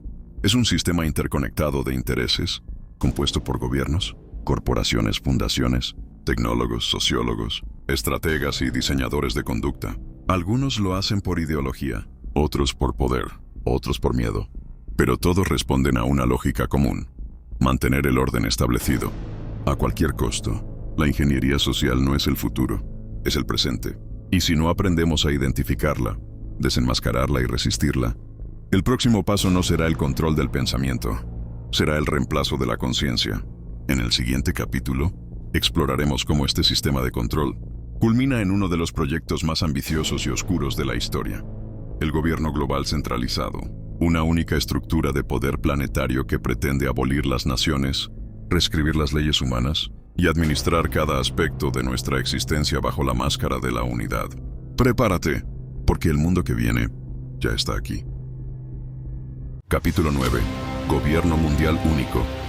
La última pieza del rompecabezas. Desde tiempos inmemoriales, el poder ha buscado expandirse. Del clan a la tribu, de la tribu al imperio, del imperio a la alianza continental. Y ahora, en pleno siglo XXI, el poder más ambicioso jamás concebido se encuentra en marcha: un gobierno mundial único.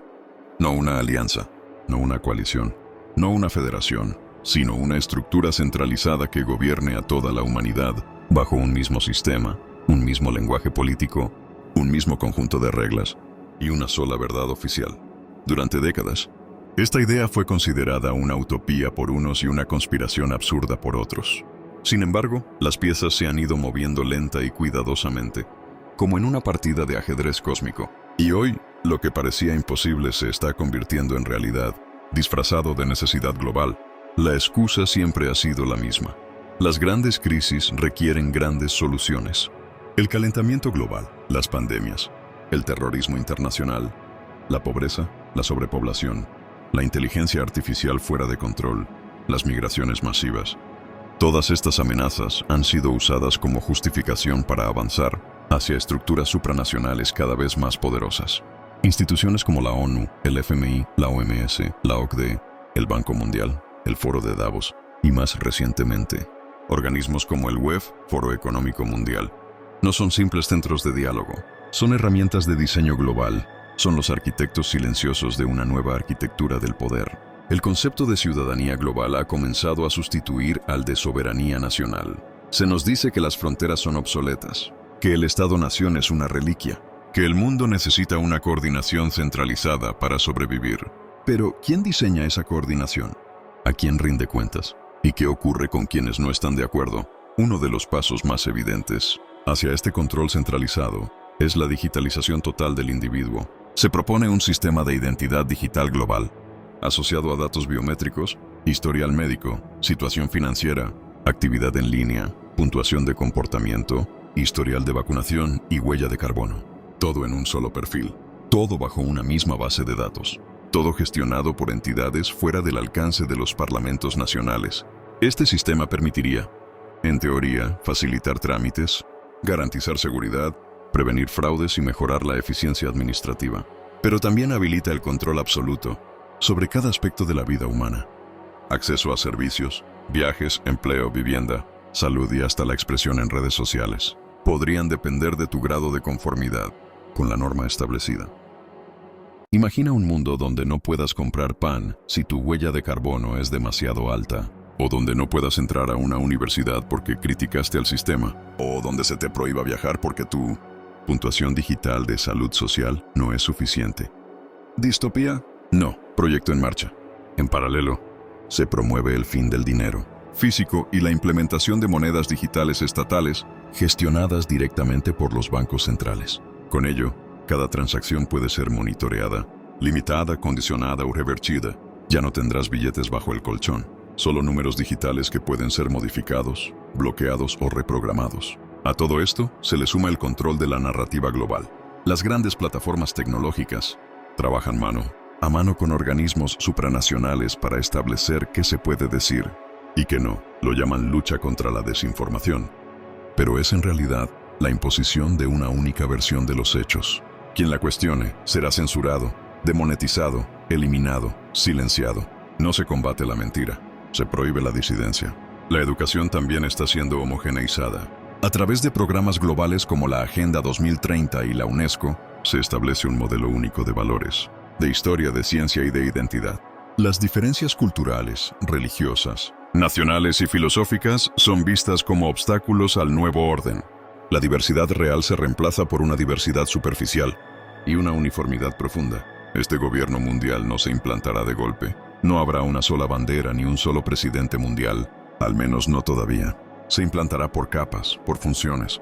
Primero el sistema financiero, luego el sanitario, después el educativo, más tarde el alimentario, el energético, el migratorio, el militar, y al final, cuando todas las piezas estén alineadas, el sistema será tan grande, tan complejo, tan omnipresente, que no habrá manera de salirse de él. La mayoría no lo notará.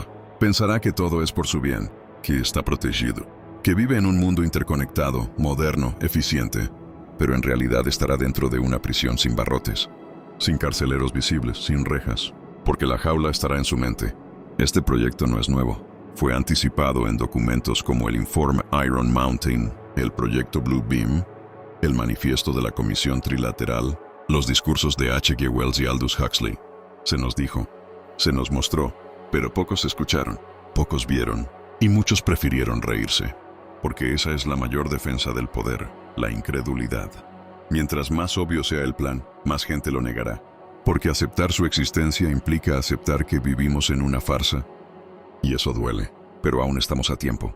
El gobierno mundial único no está completo. Está avanzando, pero necesita nuestro consentimiento. Necesita que aceptemos, que cedamos, que nos resignemos. Solo así podrá consolidarse.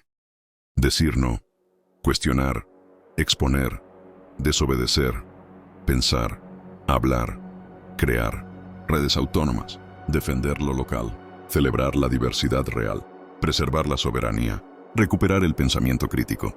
Todo eso es resistencia. Todo eso es libertad. En el próximo capítulo exploraremos cómo este poder global utiliza incluso los símbolos, los rituales y las religiones para legitimar su autoridad. Veremos cómo el nuevo orden no solo quiere controlar los cuerpos y las mentes, sino también el alma. Capítulo 10. Religión, simbología y ritual. El control del alma. Hasta ahora hemos explorado cómo las élites globales han utilizado estructuras políticas, financieras y tecnológicas para controlar a la humanidad. Pero hay un dominio aún más profundo y poderoso que pocas veces se menciona: el alma. Porque dominar cuerpos es fácil, moldear mentes es más complejo, pero capturar el espíritu es la forma más duradera y absoluta de poder. La historia nos muestra que toda gran estructura de dominación ha estado acompañada de una dimensión simbólica o religiosa. No se trata solo de fe o creencias, se trata de control de sentido, de dar a las masas una narrativa que explique su existencia, que justifique su sufrimiento, que glorifique su sumisión. Desde las civilizaciones antiguas hasta los imperios modernos, la religión ha sido utilizada como instrumento político. El faraón era Dios, el emperador romano era divino, el rey era elegido por el cielo, el papa era infalible. Y en cada etapa, los rituales, los templos, los símbolos y las jerarquías eclesiásticas fueron parte esencial del mecanismo de poder. Pero lo que pocos comprenden es que esa estructura no desapareció con la secularización del mundo moderno. Simplemente cambió de rostro. Lo sagrado se volvió político, lo espiritual, simbólico, lo ritual, mediático. Hoy no se adora a dioses antropomórficos, pero se venera el dinero, la ciencia, el progreso, la tecnología, la identidad digital, la salud pública y la sostenibilidad global. Cada uno de estos conceptos se ha envuelto en una capa de sacralidad, intocables, incuestionables, dogmáticos. El nuevo poder no ha eliminado la religión, la ha sustituido por una religión sin Dios. Una estructura de creencias basada en la obediencia a narrativas oficiales, la fe ciega en las instituciones, la práctica diaria de rituales tecnológicos y el seguimiento de mandamientos sociales, disfrazados de moral superior. Este nuevo culto tiene sus propios sacerdotes, científicos autorizados, tecnócratas iluminados, influencers éticos, líderes globales carismáticos. Tiene sus templos, las pantallas, sus escrituras, los algoritmos, sus dogmas, lo políticamente correcto, y sus herejes, cualquiera que cuestione el relato dominante. ¿Y qué papel juega la simbología en todo esto? Mucho más del que imaginamos.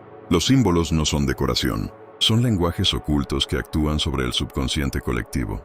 A lo largo de la historia, las sociedades secretas han utilizado símbolos para codificar conocimientos, invocar energías, marcar territorio o enviar mensajes a los iniciados. La pirámide, el ojo que todo lo ve. El número 13, la mariposa monarca. El fénix, el cubo negro. La estrella de 8 puntas. El obelisco. El círculo dentro del cuadrado. Todos estos símbolos están presentes en la arquitectura institucional. Los billetes, las banderas, los logos corporativos, la música, el cine, incluso en los videojuegos. No es casualidad, es programación simbólica. Los antiguos sabían que un símbolo repetido activa ideas, emociones y reacciones sin pasar por la razón. Hoy los gobiernos, las corporaciones y los diseñadores de ingeniería social usan esa sabiduría para condicionar nuestras creencias. No nos dicen qué pensar. Nos muestran imágenes, colores, sonidos, posiciones, formas, geometrías que moldean el alma desde dentro. El ritual es otra herramienta poderosa. Antes se realizaba en templos, hoy ocurre en escenarios globales. Las aperturas de Juegos Olímpicos, los espectáculos de medio tiempo del Super Bowl, las cumbres mundiales, las entregas de premios, incluso ciertos funerales de Estado, están cargados de rituales simbólicos que canalizan emociones colectivas hacia propósitos no siempre conscientes. La sincronización masiva, la repetición hipnótica, los cantos colectivos, los gestos coreografiados, el uso del fuego, la luz, la sombra. Todo eso se traduce en un estado alterado de conciencia que permite insertar mensajes profundos sin resistencia mental. Y si el ritual une, el dogma divide. Quien no participa del nuevo credo, quien se niega a aceptar las narrativas globales, quien desafía los íconos sagrados de la modernidad, es expulsado del templo digital. Es cancelado, demonizado, ridiculizado. Como antaño a los herejes, hoy a los disidentes se les quema simbólicamente en la hoguera de la opinión pública. Incluso las religiones tradicionales están siendo reconfiguradas. Muchas de sus jerarquías han sido infiltradas o alineadas con las agendas globalistas. Se promueve una fe diluida, emocional, sin raíces, sin misterio, sin resistencia. Una espiritualidad inofensiva, domesticada, funcional al nuevo orden. Pero no todo es oscuridad. En todo tiempo ha existido una minoría despierta, capaz de ver más allá del velo. Iniciados, sabios, visionarios, disidentes, poetas, profetas, herejes, chamanes, guerreros del espíritu. Aquellos que no se conformaron con la versión oficial de la realidad, que buscaron la verdad más allá del dogma, que resistieron al control del alma. Hoy, más que nunca, es necesario recuperar ese linaje de resistencia espiritual, porque el nuevo poder no quiere solo tus datos, tu cuerpo o tu dinero, quiere tu alma.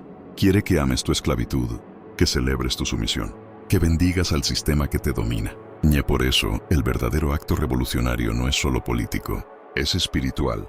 Es recordar quién eres, de dónde vienes y hacia dónde vas. Es reconectar con tu intuición, con tu sabiduría interior, con tu herencia sagrada. Es liberar tu conciencia del hechizo simbólico que te mantiene dormido.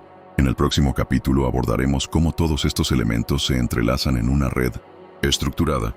El Club Bilderberg, el Foro de Davos, los Skull and Bones, las logias masónicas y las familias dinásticas. Todo confluye en una arquitectura piramidal del poder global. Y en la cima, algo más que humano. Capítulo 11. La pirámide del poder. Redes, órdenes y la cúspide invisible. Después de recorrer siglos de historia, sociedades secretas, linajes de poder y estructuras de control simbólico, es momento de juntar todas las piezas.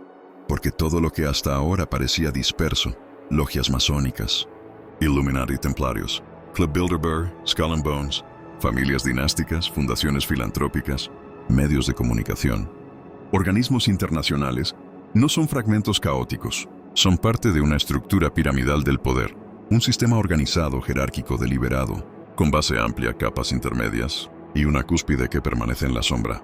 Visualiza una pirámide. En su base están los ciudadanos del mundo. Tú, yo, millones de personas que trabajan, consumen, creen y obedecen. Sobre ellos, las estructuras visibles del sistema. Gobiernos, partidos políticos, medios de comunicación, escuelas, universidades, iglesias. Son los administradores del relato. No crean el poder, pero lo ejecutan. Un poco más arriba encontramos a las corporaciones multinacionales, bancos, farmacéuticas, tecnológicas, energéticas, alimentarias. Ellas mueven la economía real, financian campañas, patrocinan narrativas, no gobiernan oficialmente, pero imponen agendas. Tienen más influencia que muchos estados. Sus CEOs se alternan con ministros. Sus lobbies redactan leyes. Luego está el círculo de las organizaciones supranacionales, ONU, FMI, Banco Mundial, OMS, OTAN, Foro Económico Mundial, Trilateral Commission. Son los mecanismos de estandarización global. Establecen directrices que luego son adoptadas, sin debate, por los gobiernos nacionales. Su legitimidad no viene del voto popular, sino de tratados, pactos y financiación privada. En la siguiente capa hallamos las fundaciones y think tanks. Fundación Rockefeller, Fundación Gates, Carnegie, Open Society, Rand Corporation, Brookings, Tavistock, Aspen Institute. Estos espacios producen ideas, narrativas, estudios y políticas públicas que luego son implementadas como si fueran decisiones técnicas. Son la fábrica del consenso. Más arriba están los clubs de coordinación élite, Club Bilderberg, Consejo de Relaciones Exteriores, CFR, Bohemian Grove, Skull and Bones. No gobiernan directamente, pero es allí donde se definen los marcos estratégicos, se pactan alianzas, se planifican décadas. En sus listas figuran presidentes, reyes, banqueros, dueños de medios, científicos, militares, y más allá de todo eso, ocultos tras cortinas simbólicas, hay órdenes y sociedades discretas, ciertas ramas masónicas de altos grados, rosacruces, grupos gnósticos, fraternidades luciferinas, sociedades herméticas. Aquí no importa tanto la cantidad, sino la transmisión del conocimiento y del mandato. Son guardianes de códigos, de rituales, de linajes. En la cúspide misma, en el vértice invisible, hay algo más. Algo que no se deja ver, pero que está presente en todas las capas anteriores. Un núcleo de poder que no necesita títulos ni cargos. No da entrevistas, no firma tratados, no aparece en los noticieros, pero todo gira en torno a su voluntad. Algunos lo llaman el gobierno en la sombra. Otros, la aristocracia negra. Otros hablan de un cónclave oculto. Nadie lo ha visto en su totalidad. No hay lista oficial, pero sus decisiones reverberan en cascada por todo el sistema. Este vértice opera con 3 principios básicos. 1. El poder real nunca se exhibe. 2. La agenda es intergeneracional. 3. El control es simbólico, no explícito. Esta cúspide no necesita firmar órdenes. Basta con diseñar el sistema para que funcione por sí solo. Siembra ideología en universidades. Financia tendencias culturales. Define qué tecnologías prosperan. Crea problemas. Y luego ofrece soluciones. Cambia la moral colectiva. Redefine lo aceptable. Inventa crisis. Es el principio de la autogestión del rebaño. Ya no hace falta dictadores. El sistema produce ciudadanos que se vigilan entre sí, que cancelan al disidente, que denuncian al que no se alinea, que celebran su propia esclavitud creyendo que es libertad. Ahora bien, ¿cómo es posible que todo esto funcione? ¿Cómo se mantiene esta pirámide sin colapsar? La clave está en la compartimentación. Cada capa cree que actúa por sí misma. El político piensa que gobierna. El periodista cree que informa. El científico cree que investiga libremente. El empresario piensa que innova. Pero todos operan dentro de un marco de sentido previamente definido, cuya existencia ni siquiera sospechan. Es como un laberinto con paredes transparentes. Puedes correr, puedes gritar, puedes votar, puedes protestar, pero siempre estás dentro del marco. Nunca sales del sistema, y si lo intentas serás eliminado, no con balas, sino con olvido. La pirámide también se sostiene mediante el secreto ritualizado. En las capas altas, la lealtad no es ideológica, es simbólica. Se jura fidelidad en ceremonias, se comparten claves, se sellan pactos. No se trata de magia en el sentido fantástico, sino de psicología profunda, de iniciación, de reprogramación mental. Muchos de los grandes líderes que han llegado a la cima del mundo han pasado por estas iniciaciones, no porque crean en lo oculto, sino porque lo simbólico une más que lo político. Quien comparte rituales comparte misión. Quien se somete al símbolo, se somete al grupo. Y si algún miembro se rebela, el sistema tiene métodos, desde el chantaje hasta el accidente, desde la difamación hasta la destrucción económica. El sistema no necesita matar, basta con destruir la reputación. Entonces, ¿cuál es el propósito de esta pirámide? Aquí las teorías divergen. Algunos sostienen que el objetivo es simplemente el control total, convertir al ser humano en engranaje de una máquina perfecta. Otros creen que hay un componente espiritual o esotérico, una agenda de transformación antropológica, incluso una guerra silenciosa entre fuerzas que trascienden lo humano. Sea como sea, lo evidente es que esta pirámide no es una ilusión. Existe, se puede rastrear, se puede documentar, pero no se puede atacar frontalmente, porque se alimenta de la reacción. Si gritas contra el sistema, él te convierte en parte del show. Si luchas sin entender su estructura, terminas reforzándola. La verdadera resistencia comienza por el conocimiento profundo, por desentrañar los niveles de esta pirámide, por identificar los nodos, por entender los símbolos, por desenmascarar las narrativas. Solo así es posible salirse del guión. En el próximo capítulo, nos adentraremos en una dimensión aún más compleja y debatida. ¿Hasta qué punto estas estructuras humanas están inspiradas, influenciadas o guiadas por inteligencias no humanas? Existen entidades, presencias, arquetipos, fuerzas que operan desde dimensiones invisibles y que han estado presentes en el origen de las religiones, los imperios y las sociedades secretas. Prepárate para entrar en lo que la historia oficial jamás se atrevió a contar. Capítulo 12. Más allá del humano, entidades, arquetipos y la dimensión oculta del poder. A lo largo de los capítulos anteriores, hemos rastreado la huella del poder, desde las antiguas civilizaciones hasta las estructuras tecnocráticas del presente. Hemos descifrado redes, símbolos, linajes, rituales, estrategias y agendas. Pero ahora ha llegado el momento de hacer la pregunta más inquietante de todas. ¿Es el poder global simplemente humano? ¿O existe algo más detrás del telón? Algo no visible, no terrestre, no físico, pero profundamente real. Este capítulo no se apoya en documentos oficiales ni en archivos desclasificados. Se adentra en un terreno más denso, más antiguo, más sutil, porque detrás de cada emperador, detrás de cada sociedad secreta, detrás de cada logía o ideología, ha habido relatos que apuntan a la presencia de entidades no humanas. Llamémoslas como queramos, arquetipos, demonios, ángeles, dioses, inteligencias no corpóreas, seres extradimensionales. Su denominación ha cambiado a lo largo del tiempo, pero su influencia ha sido constante. En casi todas las culturas del mundo, existen referencias a entidades que inspiran, poseen, guían o descienden sobre los líderes y fundadores de imperios. Desde los dioses sumerios hasta los jinns árabes, desde los nefilim bíblicos hasta los devas hindúes, desde los contactos extraterrestres modernos hasta los pactos demoníacos medievales. La idea de que hay algo más allá del humano que interactúa con nosotros, especialmente con las élites, está profundamente arraigada en la historia de la humanidad. ¿Es todo esto un mito colectivo, una construcción psicológica arquetípica o una realidad velada por el lenguaje simbólico? Comencemos por el principio. Las antiguas civilizaciones mesopotámicas, especialmente los sumerios y los acadios, hablaban abiertamente de los Anunnaki, seres venidos del cielo que descendieron a la tierra para gobernar, enseñar, alterar genéticamente a la humanidad y establecer jerarquías. En sus textos, estos seres no son simbólicos. Tienen nombres, funciones, pasiones, rivalidades. No son dioses etéreos. Son administradores del mundo físico, con tecnología, arquitectura y jerarquía. En Egipto, los faraones no solo eran hombres, eran vehículos de dioses, canales vivientes del poder divino. En cada ceremonia de coronación, el nuevo rey era literalmente poseído por el Ka de Horus, Osiris o Ra. Se trataba de una simbiosis espiritual entre lo humano y lo no humano. Lo mismo ocurre en el hinduismo. Los dioses no son entidades abstractas.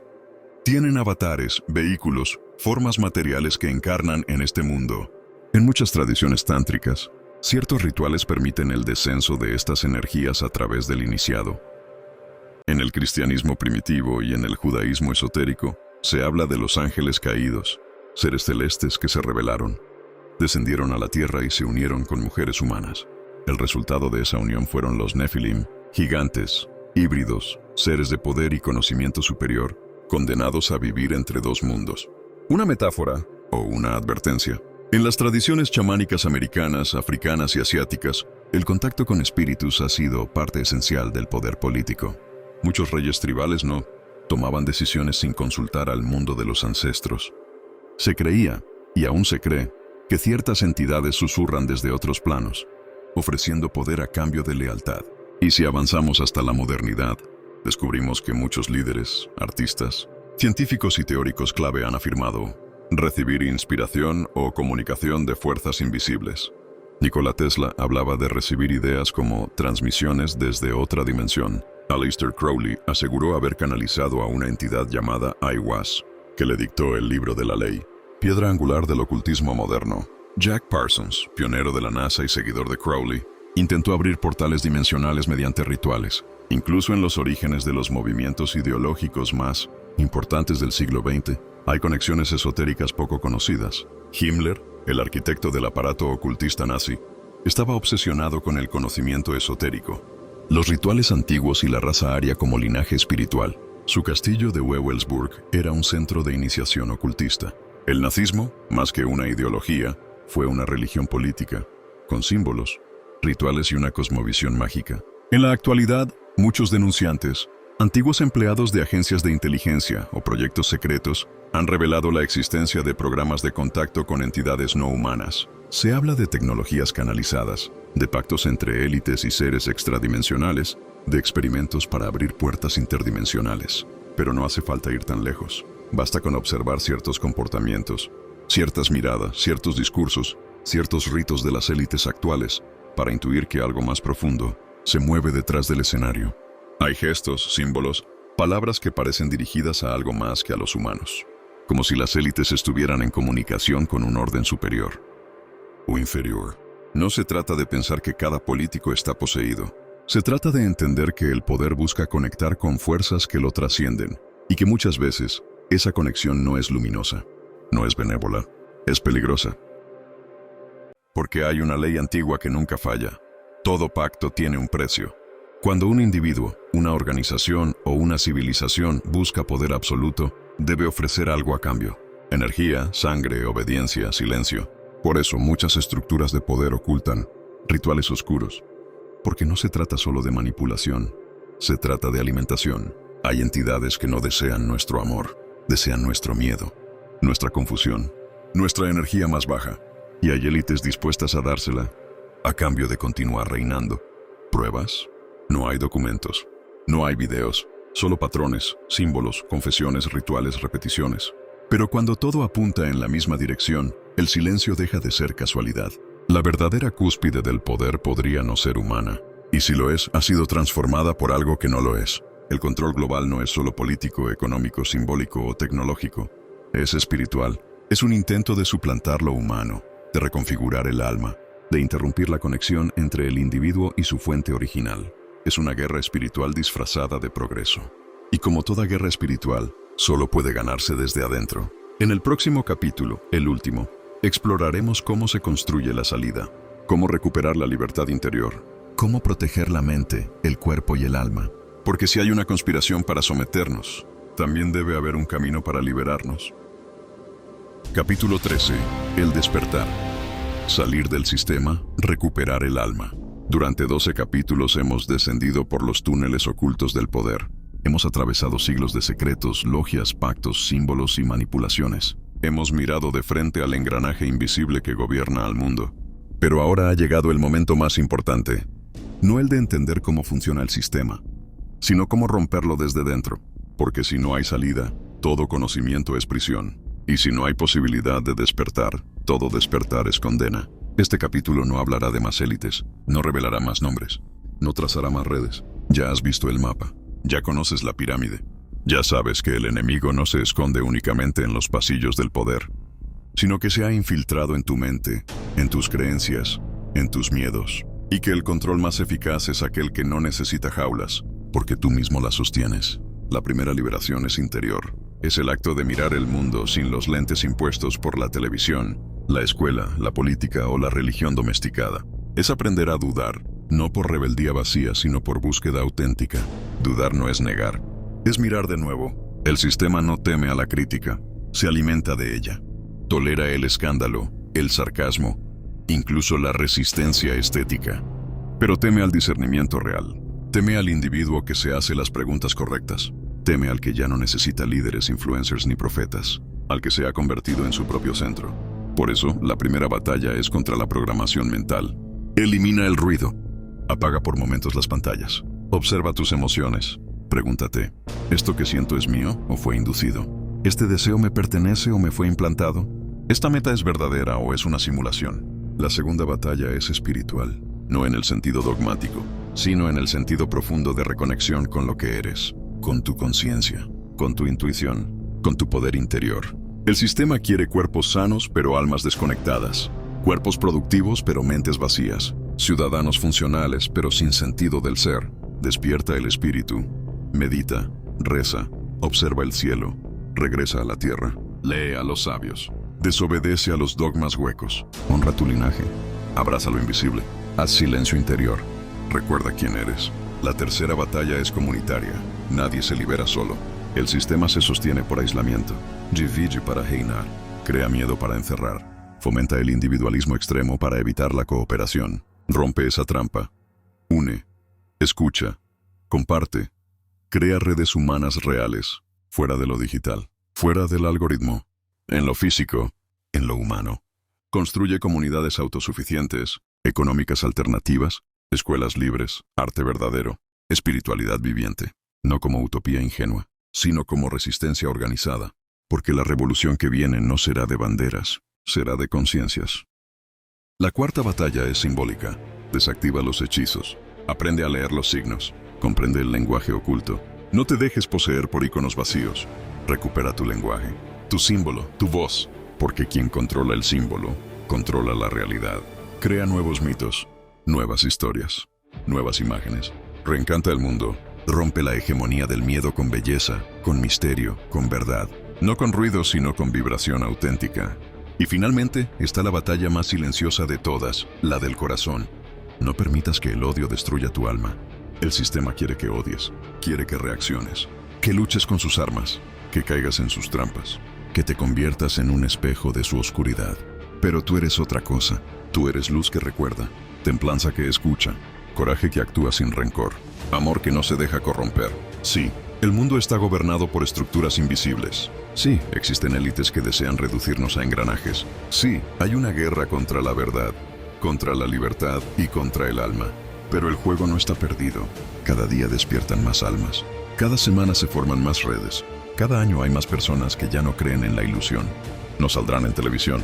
No tendrán millones de seguidores. Pero están sembrando la próxima realidad.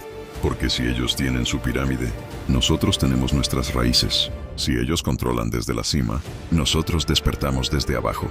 Si ellos imponen con símbolos de muerte, nosotros respondemos con símbolos de vida. Y si ellos construyen un nuevo orden artificial, nosotros recordamos el orden eterno, natural, sagrado. La libertad no será regalada, no vendrá de una ley ni de una reforma. Será conquistada en silencio, paso a paso, gesto a gesto.